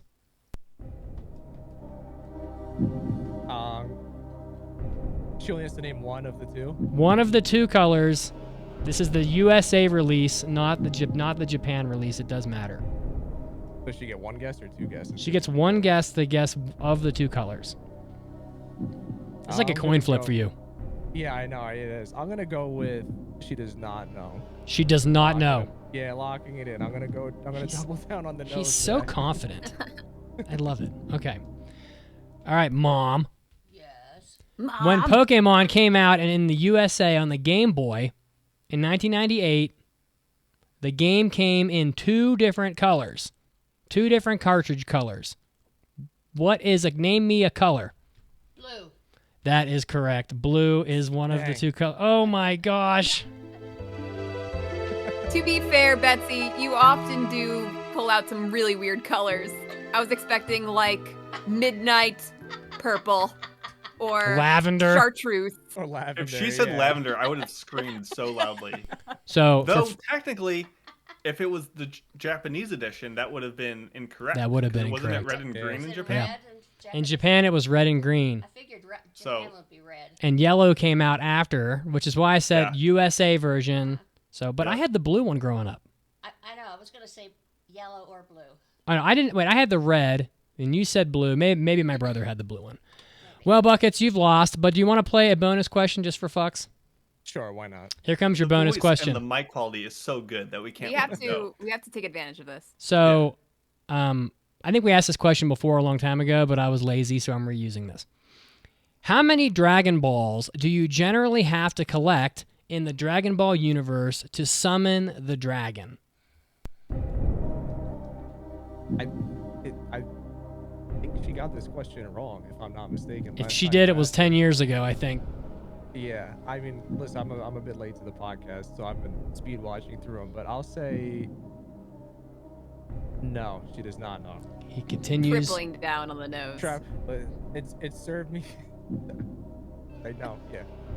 All right. Served me not All right, well for a long Mom, time. slayer of listeners, Yes. destructor of worlds, Gozer, Vigo the Carpathian. Ooh. Is that a big melon on top of your Yeah. shoulders? How many Dragon Balls do you generally have to collect in the Dragon Ball universe to summon the dragon? 27. Wow, that is absolutely way too many. Take away the 2. Yeah, the answer is 7. You only need 7. Boy, that would be really long. That Dragon Ball would be even longer than it currently is if you needed that many. All right, Buckets. Well, we appreciate that you were on the show today, and your mic was great, and you even came on camera for us, even though we're not on camera at the moment. But I see. thank I you for appreciate you guys joining. for having me. You enriched the podcast today, and you'll get my mom next time. So, Hopefully. all right. Maybe in a live audience Bye, again. guys. Toodaloo. Pleasure. Take Bye, care. Thank you so much. Betsy. Am I out of here? All right. Now I think it's Oh, time. and bye, Buckets. We didn't say goodbye to Buckets, but he left anyway. So. It's time for mailbags. It's time for an almighty anime mailbag. Anime. Anime. Anime. Mailbag. I just love how Betsy just looked upon that handsome man who came and looked him right in the eye and just Broke him. obliterated him. Just I mean, it's Over just her knee. it's what she does best. she just saw him to tears and was like, yes, this is my life purpose fulfilled. Anyway, if you would like to leave us a mailbag where you leave a comment for us to answer, you go on over to AAApodcast.com, click on the mailbag button at the top, and type in whatever you want in the text box. And as long as it's somewhat legible, we'll read it. This one comes to us from This Is Heavy, who says, on episode 714 of the podcast, Mason mentions that he is the co-owner of a Gunpla world record. And no one asked anything about it, and he was sad. So he wanted to know what the heck the Gunpla record is. Mason? Yeah? Diddle-doo, diddle-doo, diddle-doo, diddle-doo. I have a world record. I'm a co-owner of a world record for Gunplas. So I gotta respect it. Caroline's like, I know. I love that you guys found the clip of that, because honestly, when they wrote in this question, I'm like, when did he say that? I have no memory whatsoever of him saying that he has a world record in something, because then I would have definitely asked for details. So I probably was not paying attention, but I will make up for that now. I'll just say like, wow, Mason, kakoi! oh, Chokakoi Mason. It was like a passing comment. Like, it was not meant to be like, guys, look at me. Because it was, I don't remember what Gunpla discussion we were having, but it is not as interesting as I made it sound. But yeah, I showed my little card on the Twitch that I participated, but essentially it's very lame. I was a part of at Anime NYC, the most people simultaneously building plastic model robots at one time. That's seriously a record? If you look up what the the Guinness Book of World Records is, it's the most arbitrary stuff that anyone can get a record for. Like, it's not hard to do. Like, we could get a world record for most consecutive anime podcast related topic discussions, and it's not that hard. Oh my goodness, Betsy, you're new. Someday, look anyway. Someday we might break the record on this podcast for longest anime podcast. Yeah, exactly. But so, I think Anime Pulse is longer. Impressive. But I built that Gundam that's right behind me. You have like 3 minutes to build it, and then that's it. It was really easy. Not very long. But I did it with Adam Savage from Mythbusters, so that was kind of cool. So that's cool. the record. Thank you for appreciating my lack of interesting anecdotes. And if you want to hear more, just keep on listening to the podcast. That sounds like some shit that Adam Savage would really enjoy. He loves the Gundams. I'm sure he does. He does all the perfect builds and stuff. Massive He's a nerd. cool dude. But anyway, enough of that nonsense. Mm-hmm. It's review time. That's and right. I think Caroline is leading it today. Yes. And if people haven't noticed, we have the other special lady in Mitz's life. Pancake is here. Pancake here to help us out with the review of A Sign of Affection. This is a winter 2024 show that I passed in episode 712, and it's available to watch on Crunchyroll. So, general synopsis here. For hearing impaired university student Yuki Itose, silence has been a natural part of life since birth. Her world is small and isolated. She commutes to campus, interacts with her best friend Rin, and communicates through writing and text messages, a lifestyle that offers little to no change. One day, during her commute, Yuki meets fellow student Itsuomi Nagi, a multilingual travel enthusiast and friend of Rin. When Itsuomi learns of Yuki's condition, he takes it in stride, moving Yuki's heart. From this one simple gesture, Yuki and Itsuomi's lives start changing day by day as they let each other into their own worlds. Aww. It's from Studio Gainax, based on a manga. And going into it, I had it placed pretty high on my impressions list. I was expecting cute romance. And I was also predisposed to compare it to A Silent Voice in some ways because, both feature a pinkish hair-colored main girl character who is deaf and encounter a romantic interest that learns sign language. And though A Silent Voice isn't really a romance, you are automatically going to draw comparisons when it is a show featuring a main character who is deaf. So that was generally my expectations going into it. Mitz, please share your thoughts. I'm going to defer to my lady. Well, I don't think it's quite fair for me to, are we having... No, I just don't think that mic is connecting to the Twitch very well, but it is recording, so... Okay, so I'm okay? You're okay. Okay. So I am up to date on the manga, so my expectations were what I had read, and I really enjoyed it, so I had very high expectations and just didn't want them to fuck it up. All right. Well, for me, Pancake liked it a lot, so I just assumed it would be fine. Because Pancake has pretty reliable taste. I mean, I did marry her for a reason. We like a lot of the same stuff, so, Mostly, yeah. Yeah. And Mason?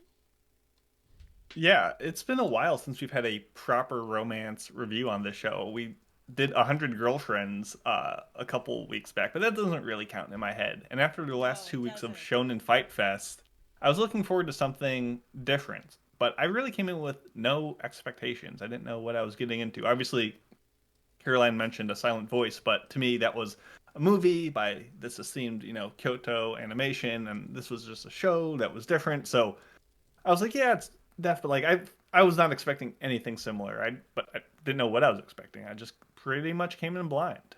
Mm-hmm. All right. Well, heading into our spoiler-free recommendations, I'll just continue with the same order we had before.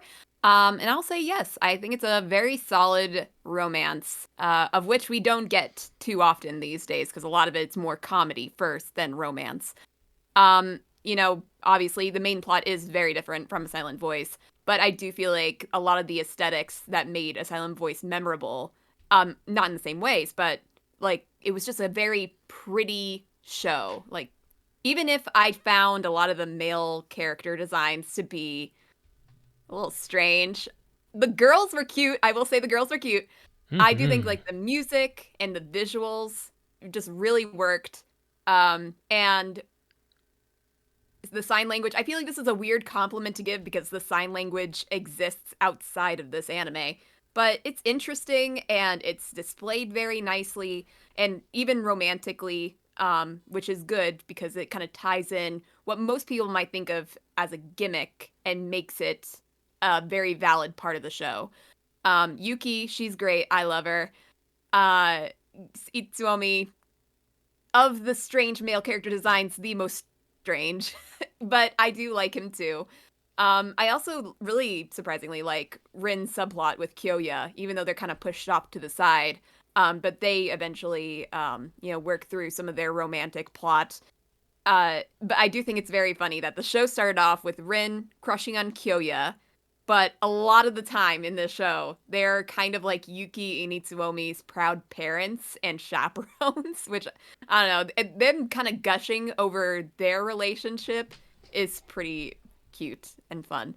I was also continuously surprised that there was an actual romance in my romance anime. I'm like, who put that in here? And it was just really refreshing. It was really refreshing to see pretty forward characters. Like, I was leaving a little bit uncomfortable, like, oh my gosh, they're moving so quick. I don't know how I feel about this, but then I realized that that's just because I'm so used to, bland, cold-cut rom-coms that I'm just not used to it. For, like, 13-year-old little girls. Yeah. And it's just like, oh, finally something that I can read as an adult and not just roll my eyes the entire fucking time. Yes. Like, wow, they actually have an established relationship before the end of the show. Nobody's getting stupid-ass nosebleeds every 2 seconds and, like, getting all sweaty because they're even near somebody in the same room. Oh, my God. I can't wait for Tonikaku Kawaii Season 2. What are you talking about? Come on now. There are, like, some romance triangles that a little tropey, but honestly, that's not that big of a deal. It's gonna happen. But yeah, overall, I'm just so glad I didn't have to crawl through this anime, that things were actually happening. I like the main characters. I want more.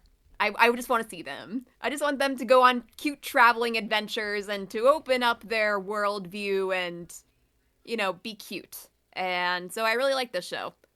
Mitsugi, please give your recommendation. Well, I did like this anime. I think that I don't know who I would recommend it to. I honestly, I might recommend it, but I'm not sure who in my life I could really recommend it to. The only person I knew that I thought would like it didn't seem to like the premise as I presented it, so I don't know. But the main girl is very cute. What the hell is her name again? Yuki. Very cute. The romance actually materializes, unlike most anime out there. I did think some of the unrequited loves were a little overdone. Like, it's a little unrealistic that, like, everybody in Itsuomi's friend group or whatever all love each other, but no one loves each other back. And it's just like, I don't know, Pancake and I were laying in bed one night, and I don't know, just trying to figure out in my head the diagram of how all these people connect to each other. And it's just a lot of people. It's just a lot of straight lines. It's like, I don't know. I can't remember it all at this point. But it's like, Rin likes Oishi, who likes Yuki, who likes Itsuomi, but no one goes the other direction. And it's like everybody has. Rin doesn't like Oishi. I'm giving an example. I watched this anime 4 months ago or something, so I can't remember all the. Like, at this point, I can't remember how that diagram would work. But they all have a friend, and that friend has a friend who likes them, but they don't like them back. It's just a lot of unrequited romances, which I think is kind of silly, but I get why they do it. It adds drama to a romance that it's actually functioning, which is, Itsuomi and Yuki. Itsuomi does irritate me a little bit. I'm not a big Itsuomi guy. I mean, he is, we talked about this morning when we were having breakfast. He is obnoxiously shirtless cover of a romance novel perfect. I mean, it's a little obnoxious. I'm 19, but I speak six languages. He's only 22. learning a couple of them. He only speaks He's 22. 3, Yeah. He's fluent in 3. And 2 of look, which he grew up with. So All right, Yuki's 19, right? Yeah. This Or is something. like this is a shoujo that we have not gotten in a long fucking time, okay? Let us have Complaining. our perfect boys. I'm not. I'm not. we're gonna get to He's also Itsuomi later. struggling with We're a gonna talk about him later, okay? Yeah, let's 2 times size All of right, a all bottom right. lip. Mitsugi. All right. He's We'll talk. also dealing with his own struggles. We'll talk about him later, but we will get back to it. It was pretty good. Like I said, I was enjoying trying to sketch out all the relationships. You know, the romance is pretty solid. You know, the characters don't get in each other's way too much. Thank God Itsuomi is forward because Yuki would never advance. So thank God for him. So without Itsuomi, we'd all be screwed in this anime. But I think the premise was unique. It's pretty cute. People love the manga, and all in all, it's generally speaking what you should hope for from a romance show instead of all these like convoluted spinning your wheels bullshit that we get over and over again. Contrary to most people's beliefs, I actually do like romance anime. It's just that we don't often get ones that actually resemble anything that would ever happen in real life. It's always a bunch of little kid nonsense or I can't hold your hand because I'm scared and all this bullshit. So, but that's not really what this was. So I got to give it credit for that. And now, Pancake, I'm sure you have plenty to say. yeah, this is just spoiler-free recommendation, right? Yeah. Yeah. Yeah, so if you like shoujo, you will like this.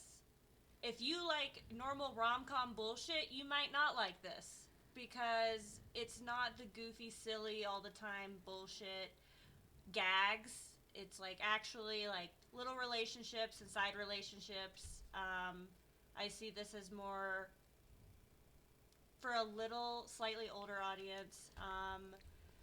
It's great that there are forward characters in this. There's side relationships that actually have pretty good foundations and they get built up over time. And it's refreshing to have characters act like people in an anime for the most part. So I would recommend this to anybody that likes shoujo. Here comes Mason. Come on, Mason. Mason, Make give me it to us. cry. Lay it on us. Yeah, so this anime is made with quality ingredients, and it starts off strong. Solid visuals, like Caroline mentioned, pretty decent, especially the side romances I really got into. The animation, the compositing, the colors all really popped. The thoughtful presentation of living with a disability was genuinely very interesting in a lot of different ways that we'll get on. And early on, first couple episodes, I thought I was in for a treat. I was very excited to get into this. It kind of started to taste samey after a while and meandered with the romance that I thought was just kind of surface level cute. And we'll get into what I didn't connect with, and I'm very interested in how people bounce off it because everyone has different relationship experiences and ideas of what romance is to them. But personally, I found the main core romance between Yuki and Itsuomi to be boring at best, problematic on average, and lacking in chemistry at worst.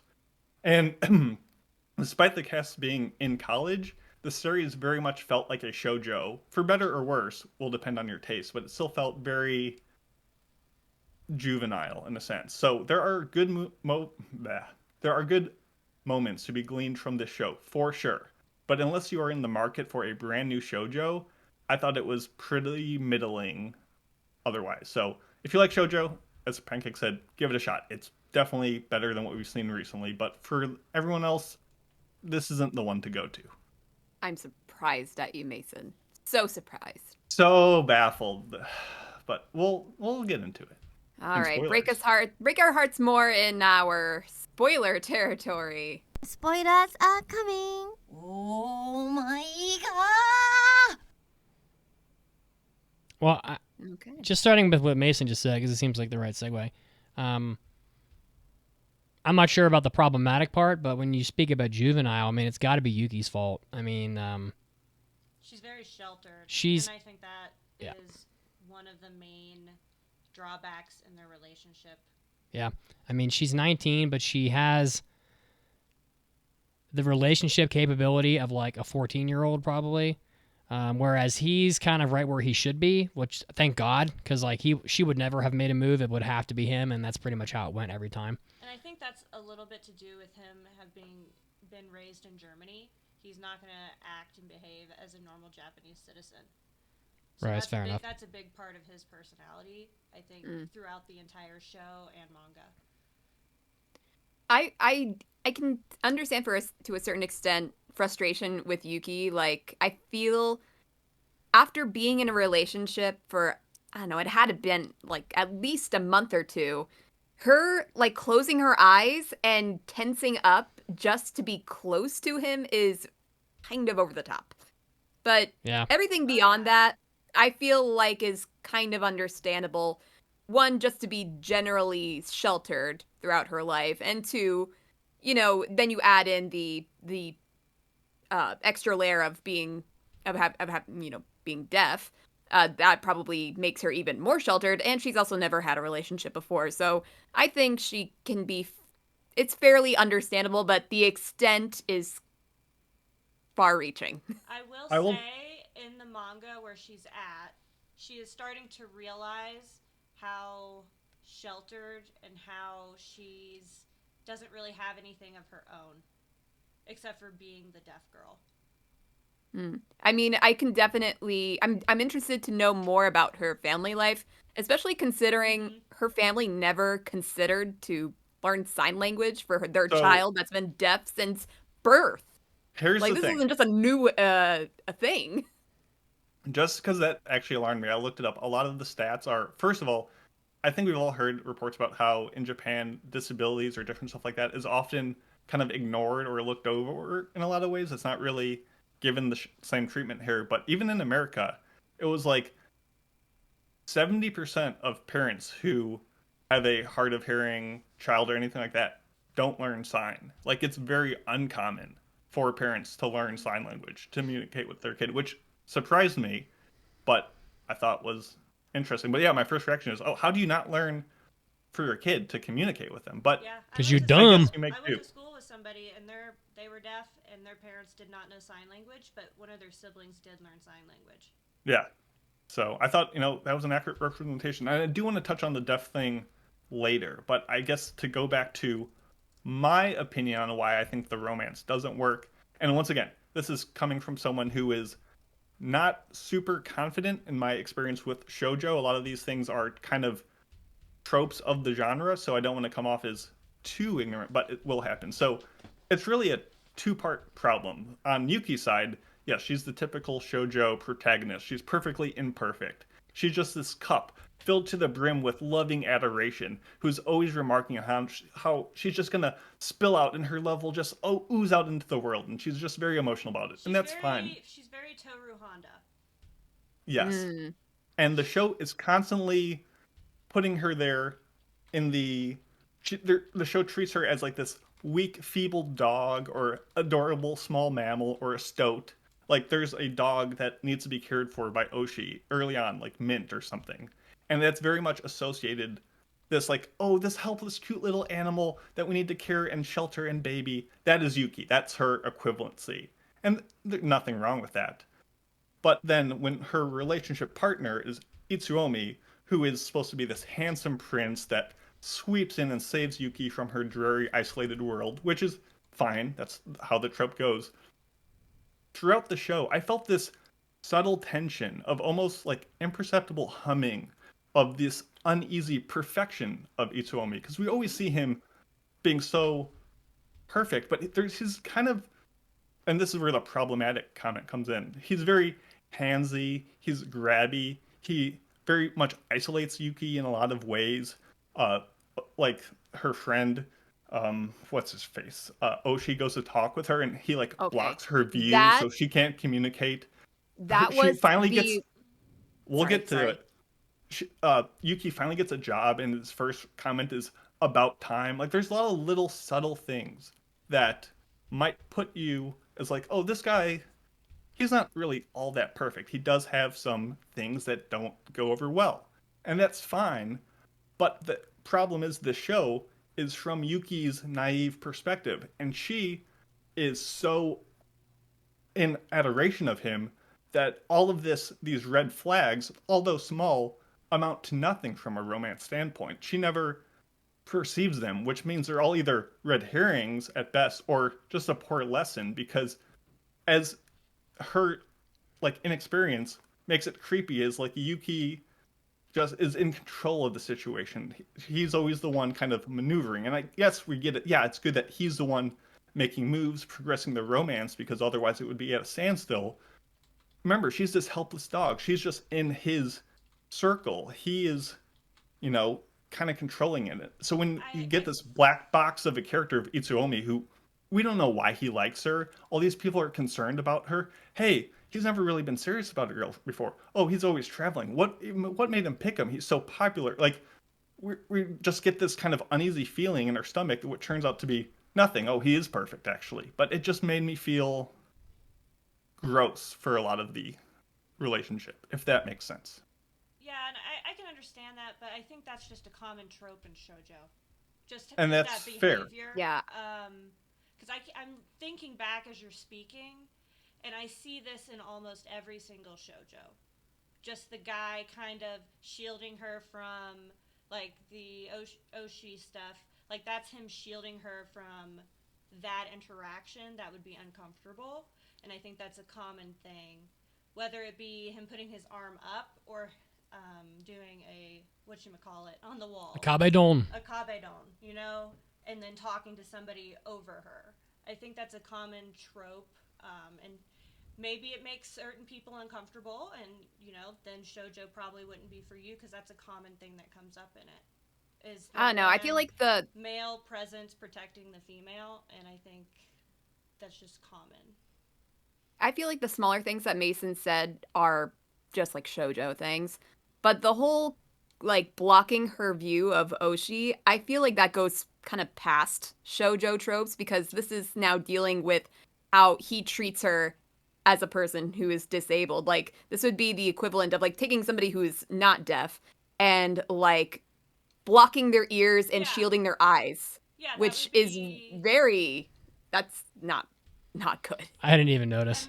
And that's what I'm saying as being like the shoujo trope, because I could see in a shoujo if there was an uncomfortable conversation between two male characters in front of the common female interest, I could see a man putting his hands over her ears or moving. I guess it was so much of the show was Itsuomi was like coworkers and friends. Everyone was like, oh, this is atypical. Like, what's his real intentions? And there was this undercurrent of, there's a lot of what's people really saying, going on? Like, don't do anything to her, or like with the expectation that he is dangerous. Yeah, and it just never amounts to anything. And like, he's a good person. I mean, but I never felt that way. I mean, here's the. Oh, I felt it. Here's the thing, right? Like throughout the whole show. I mean, Itsuomi, she has nothing to offer him. Like, what is he? Like, think about it. He's obviously rich. He travels at will to foreign countries whenever he seemingly wants. He's beautiful and handsome and has a finger tattoo and is perfect and speaks 19 languages and probably can spin gold out of straw and all this other bullshit. So she's not wealthy that he would care about. The only other thing dudes ever seem to want is sex. That's just reality. But the whole show, he doesn't like force himself on her. Like he might bring her to his room and might kiss her, but like I didn't see him like force her down on the ground and like try to rape her or something. So like I don't know if everybody in the show made that quite clear that he's a very respectful type. Well, if everybody in the show thought he was like some sketchy guy, like what is his intention? Like what's he? He has nothing to gain, so I don't know. He didn't do anything that I don't know. I think I thought the shock was more from everybody thought that he was going to end up with Emma. And I think maybe people having that expectation of him is them projecting from their thoughts about Yuki. And they see her as like this little fawn, this baby animal that needs constant protecting. And no matter who it is, unless they know this person and they approve of them beforehand, they will assume that they're just going to take advantage of her. Yeah, and I think that is highlighted with the Oshi stuff, because if she were to be with him, everybody would think it would be fine, even though he treats her very poorly and like a wounded animal that needs protecting, and that's like one of the only reasons he likes her.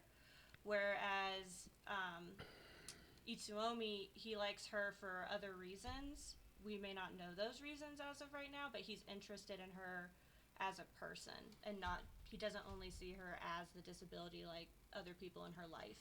And so when they're talking to her, warning her, they're like, oh, poor thing, not thinking that she can think for herself and make her own decisions. I wanna talk about Oshi, but I want to pose. Me too. I want to pose a couple. sucks. I want to propose a couple quick theories about Itsuomi real quick. First one was Pancake just touched on it. Sometimes guys just don't like the strong, independent woman type, and they have a very strong masculine, like protective instinct, and are attracted to girls that look helpless because they know that they can protect them and, you know, spread that protective blanket. Like some dudes are like that. My other theory is Itsuomi maybe is mind-breakingly insecure in secret, and that's why he's like, oh, I got my finger tattoo. Look at my 9 earrings in my hair. Is there an explanation of the finger tattoo, Pancake? Well, wait a second. And he might think, oh, Emma, too high bar, and my self-esteem's actually like low. So maybe he goes for Yuki because he thinks, oh, she's an easy target. She's deaf. Nobody wants her. And, oh my gosh, that's awful. Way. well, a lot. It's reality. A lot of guys aren't going to want to go with a deaf girl because it's difficult. It's a fact of life. We're talking about a shoujo romance, Mince. Obviously, the leading guy who is... You guys can't handle real conversations. No we won't have way. them. So I'm just being honest. I think the problem is Itsuomi is presented as this black box of we don't really know his intentions for so much of the show. Who else gets a finger tattoo? We don't know if it. We don't think he's like a fair. nefarious guy. Okay, never doesn't matter. I'm not gonna. Okay, so there is an explanation of the finger tattoo. There's, because we don't have. Probably got it on a trip. We don't have like. This anime did not do a very good job of picking what they wanted to put in it, because I felt that they spent a little bit too much time in the middle when they could have moved on to more content that had come out that would explain a lot more things and made things feel a little bit more buttoned up for us. The middle, the middle absolutely meandered quite a bit. It did, and I was like, and why are we spending so much time here? This could literally be a montage. Yes, and I think my favorite episodes, and maybe this is just because I'm a guy, but just were the episodes focused on Shin and Oshi, kind of having those more heartfelt, personal conversations about romance that they didn't have, rather than Yuki looking up at Itsuomi and just swooning her eyes out. They spent so much time on Itsuomi and Yuki in this that could have been just a little bit shorter. We could have gotten to more of the content, because there's so much more between Shin and Oshi, and it's so fucking good. I've never been so happy to see a character I like, Rin, break an ankle just so we didn't have to stay at that stupid signing camp for a whole episode. Listen, I love Rin. I love the side romances way more than the main one. But the fact that they're like, okay, we're going to go camping. I'm like, oh, we're going to watch a whole episode of them camping. And she snapped her ankle, and they're like, okay, that's over. I'm like, okay, good. Let's move on. Let's get to a substantive romance, please. Thank you. Go ahead. A small thing about that whole episode that I thought was very funny is like they're not even going camping. They're just going out to the woods. And they're not even just like at like, I don't know, a picnic table, maybe putting out a blanket, whatever. No, they went full on glamping. This whole setup is insane, especially for just a few hours. It didn't even end up being a majority of a day. They were only there for a few hours. They got this whole camp, tent, pillows, furniture, all this shit. Like, where did you guys get this stuff from? So I think we wanted to talk about Oshi next. Yes, and I want to say something. What a freaking asshole! Asshole. I just wanted to start that. So hate him. He is an asshole. But again, I realize that he isn't with Yuki because he's not with Yuki at all. No, he's not with her. He's not with Yuki because not having him with Yuki lets us have a drama, an avenue of drama in the show. Get it? He can bitch and whinge about it all he wants. I can't have Yuki. Now I gotta have my fight with Itsuomi and all. I get it. He was never even her friend. Like, he never ever treated her nicely, and now he's shocked that he can't be her romantic interest. So my confusion with him is, because he seems to have a pair of balls, sort of, now at least. It's pretty fucking obvious to everybody except Yuki that he likes her. But here's the thing. If you have an opposite sex childhood friend who goes so far as to learn sign language with you and manages to keep that up and uses it for you and is still in your life years later, it's pretty honestly shocking at this point that it hasn't become just super obvious to everybody, including them, that he is in love with her. Because no one's going to learn a literal language for another person and keep it up and stay in their life the entirety of their life for absolutely no reason. I know it's more realist crap, and he's not with her because if he was, then then the show couldn't exist. But, like, bro, like, how does no one know this? And, like, how does Yuki not know? Because she must be stupid. I think she is. She is very clueless. I think she's stupid. Like, I don't think she's clueless. I think she's just dumb. So I don't disagree, but I'm not going to be that harsh about it. Well, I'm going to be harsh. And Oji is an asshole, though, but, like, why don't you just, if you love her, man, you already made the romantic gesture of learning a whole language for her. Like, why did you bother? Like, why'd you do all that if you're just going to waste it? It's silly. The thing that I think kills me. He's an idiot. He's an idiot, too. Like, once they get into, like, backstory time, I'm like, okay, let's see. Maybe they had a friendship and, like, kind of drifted apart, but he still loves her, whatever. And then he kind of teases her, like, they're friends, whatever. No, the very first thing he communicates to her at all is idiot. He starts off as a bully, continues to bully, continues to just minimize her and her ability to do anything, constantly criticizing her over doing basic stuff like walking around and going to the store. And he expects her to return his unshown, like, he shows it to everybody else, his unshown feelings to her. And that just drove me insane. Because not only are you an asshole, like, you're an entitled little bitch. See, I like Oshi because I don't think he's an intentional asshole. No, like, he's not a good stuck at, like, person. 12, 13. Yes, but he makes up. sense. He always assumed that Yuki would just need to lean on him because no one else would come in to save him, and he would be there for her. And he just never made that clear because he just assumed that. And now all of a sudden, someone else booped in, and he realizes, oh, I need to be upfront and clear with my emotions to her, and realized it too late. And I do like the whole arc of him, like, back when I was alluding to, we don't know if Itsuomi is a good person, is Oshi worried with good reason, or is he just jealous?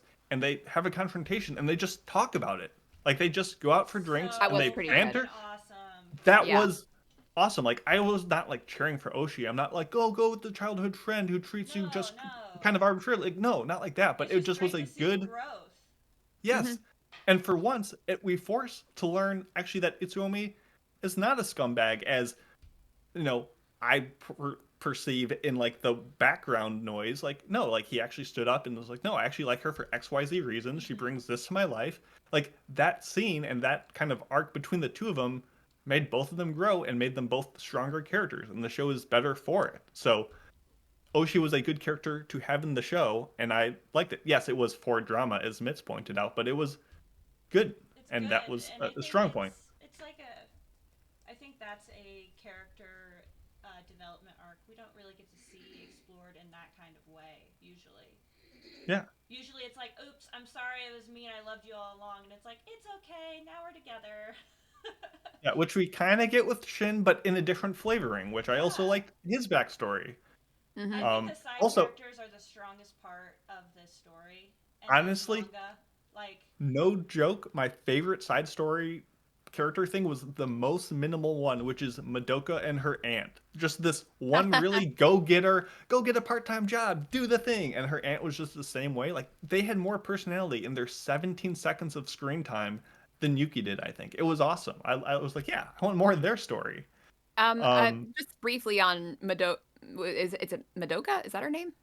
Yeah. Yeah. You know, I think it's kind of cool that in this show they kind of shine a highlight on not just Yuki being like as a character that is deaf, but also bringing in a character that has not always been deaf, but has been deaf for several years, knows sign language, and she forces speech, even though it sounds awkward, so that she doesn't forget it. I think that's pretty interesting. So they kind of like cover different portions of this community.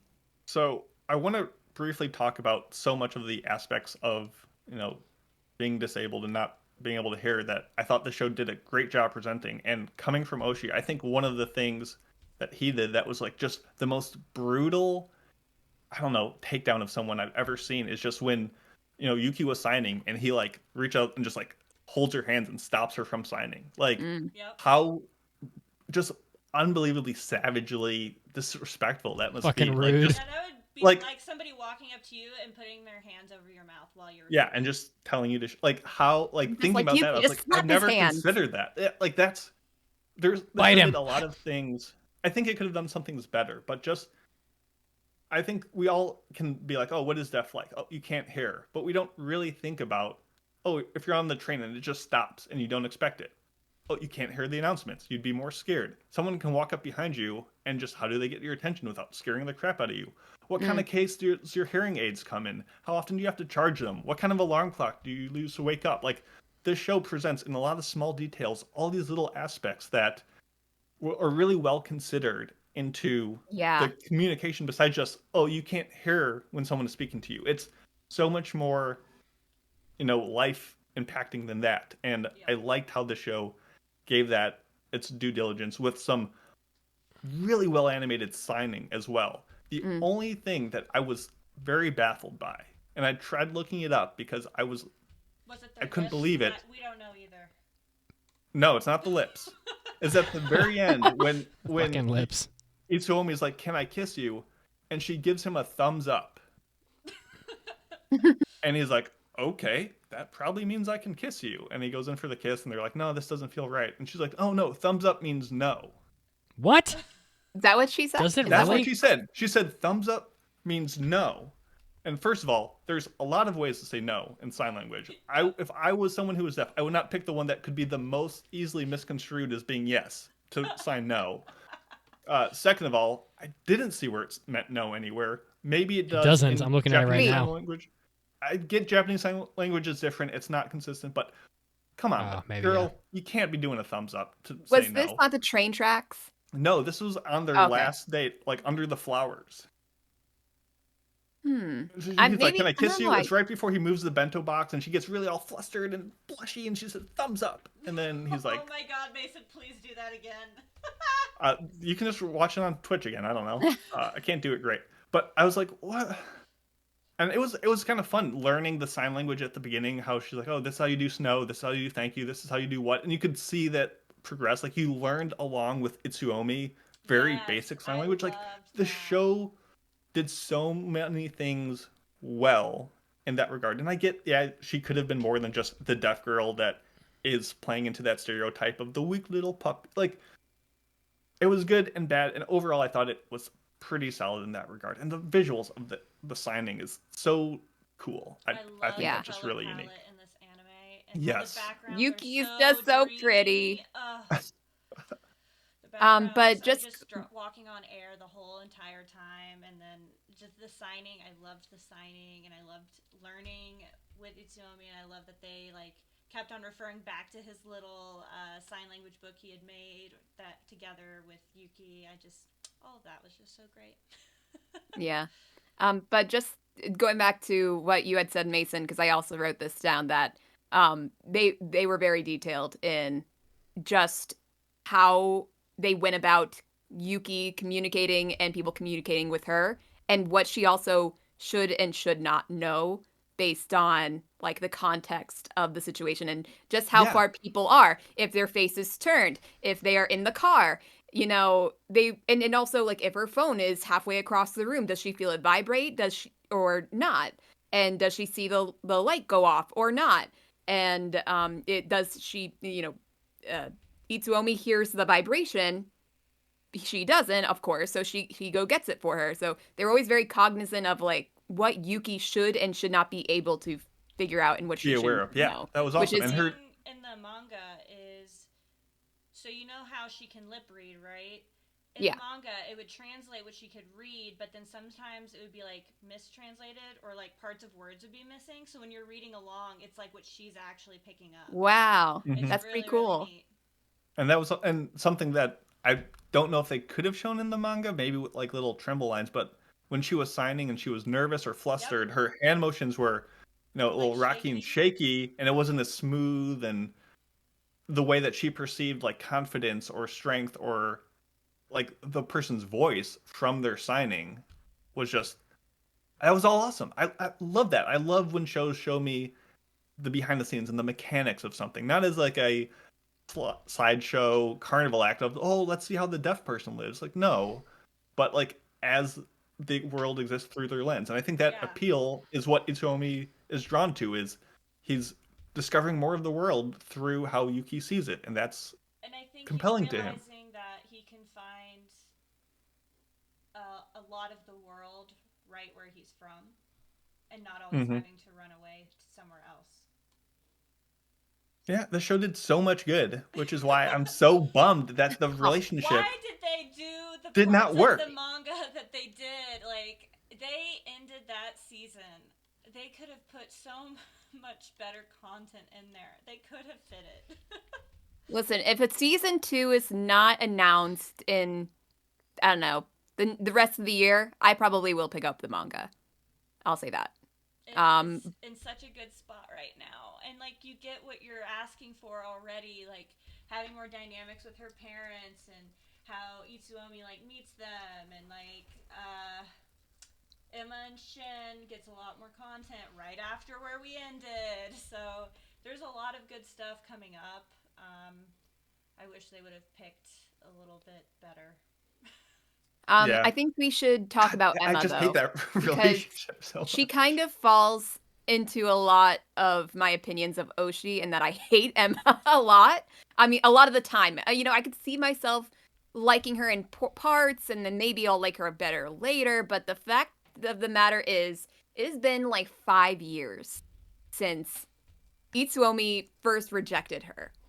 And she has been pining after him ever since. Like, typically there's a statute of limitations of crushes, you kind of get over them over time. And even if you don't get over it, she should probably know that 5 years in, and he kicks her out of his house after so many times of her just like coming by for no reason, just to bother him, it feels like. She should know by now. She's an adult, yes. She's been waiting around for a long time, but she loves him, and it's the sunk cost fallacy. Like, she's already been waiting. She could just keep waiting. What's another year? Yeah, what's another year? Like, he's gonna come around to me when he's done traveling all the time, and then he's gonna want me. Her world is shattered. I mean, she'll never find somebody as perfect as Itsuomi. I don't hate her. I think the anime and the manga could make you hate her because she's the other girl, and you view Yuki when you're watching the show as your friend. So of course you're gonna have stronger feelings towards Emma right away. But when you take a step back, she's really just a victim in it too. It probably is because I like Yuki, and she's the other girl in the show, but it's really just boiling down to the fact that she keeps on showing up to his place and being really desperate, even though she should know by now. Well, I think Emma gives us one of my favorite scenes of the show, which is when she's like coming back to return the key as Yuki is leaving because she's coming up or whatever, and she's like, "Oh, that might be his girl." let me say something like, thanks for the Yes! key, like implying that I'm in a sexual relationship with your man kind of thing, and like try to get into Yuki's head and play all these mind games and be kind of Little sinister, does she bad bitch know. Ha energy, ha ha doing all this ha. stuff, and Yuki just stonewalls it because she can't hear the shade coming her way, and then was like, oh, and then And Itsuomi then is she clearly looks like over sees at what's going Ichiomi on. and Yeah, he's pissed like because that was a he great knows what moment she of was like trying to do. any other Don't be shoujo, a that would mean be the girl. drama scene. Yeah, Don't and be a mean bitch. but she had that fit in the last episode when she met up with Shin, so that was pretty adorable. So she's equal in my book. So once again, she was another lady character that was just there to swoon over Itsuomi in a way that was a little bit intense, but she was fine. Like I like the side characters, but I don't know. I think there's I also so much about this I liked, but I think there's a lot of girls reading this manga, and there's a lot of girl characters in the anime, and the reason for that is it's a big benefit to the manga creator and the reader also when one of the readers identifies with the issue that one of the characters is having. There's a lot of people that have been in like a, we'll say 2 to 5 year relationship that break up and they're heartbroken and all this, and there's a lot of girls are going to be able to identify with that. And every time she shows up while Yuki's at his apartment, drama is there. She's basically the girl that's falling through the ceiling before the kiss happens, and you're like, oh, just go away because they're gonna kiss, and then she rings the doorbell and fucks it up. Like she's a little bit of That drama and actually didn't happen frustration. as much as I expected. No, it doesn't. It's not obnoxious, but like, I mean, she's clearly there to had to be a brief tug of war, with him, and then all the readers can be like, maybe not in the anime because I don't think they made it quite as clear, but maybe in the manga, it's like, that happened to me once, and I get it, and I don't know.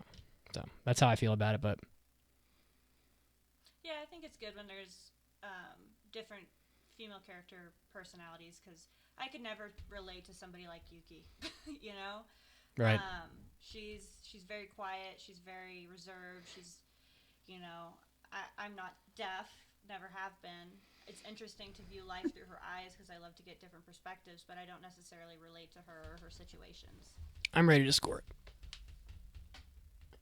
Anybody else have things they want to say? I just really another thing I really like the music. I noticed very soon, quickly into the show, that it was by the same composer that did March Comes in Like a Lion, amongst many other shows. And also they do have an inside not joke, but like reference to the person that did the music was Yukari Hashimoto, and that was the CD that Shin got from he got from Emma, and they show it a few times. So I'm like, wait a minute, that's the name of the person that wrote the music. they did the thing. Yeah, and just overall, like I there's something that they do in the music that it's off, like I think was also kind of done in a silent voice, and I don't know how to describe it, but it gives off the feeling that you can hear it, but also not like that underwater sound when someone's like a talking to you droning through kind a of film. sound. Yeah, and it was really good.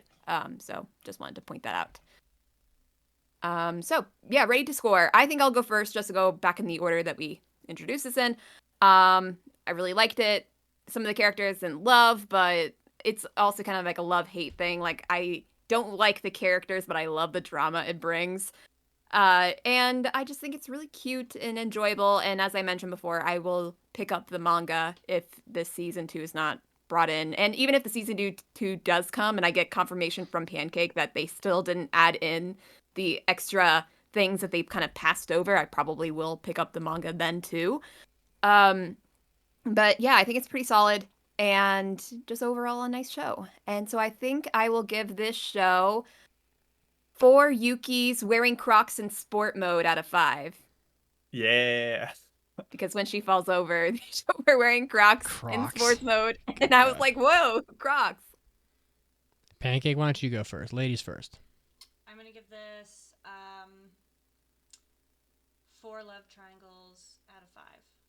Just because this is a very up my alley kind of shoujo. I just love the cozy feeling, and it gave me that cozy feeling I was after.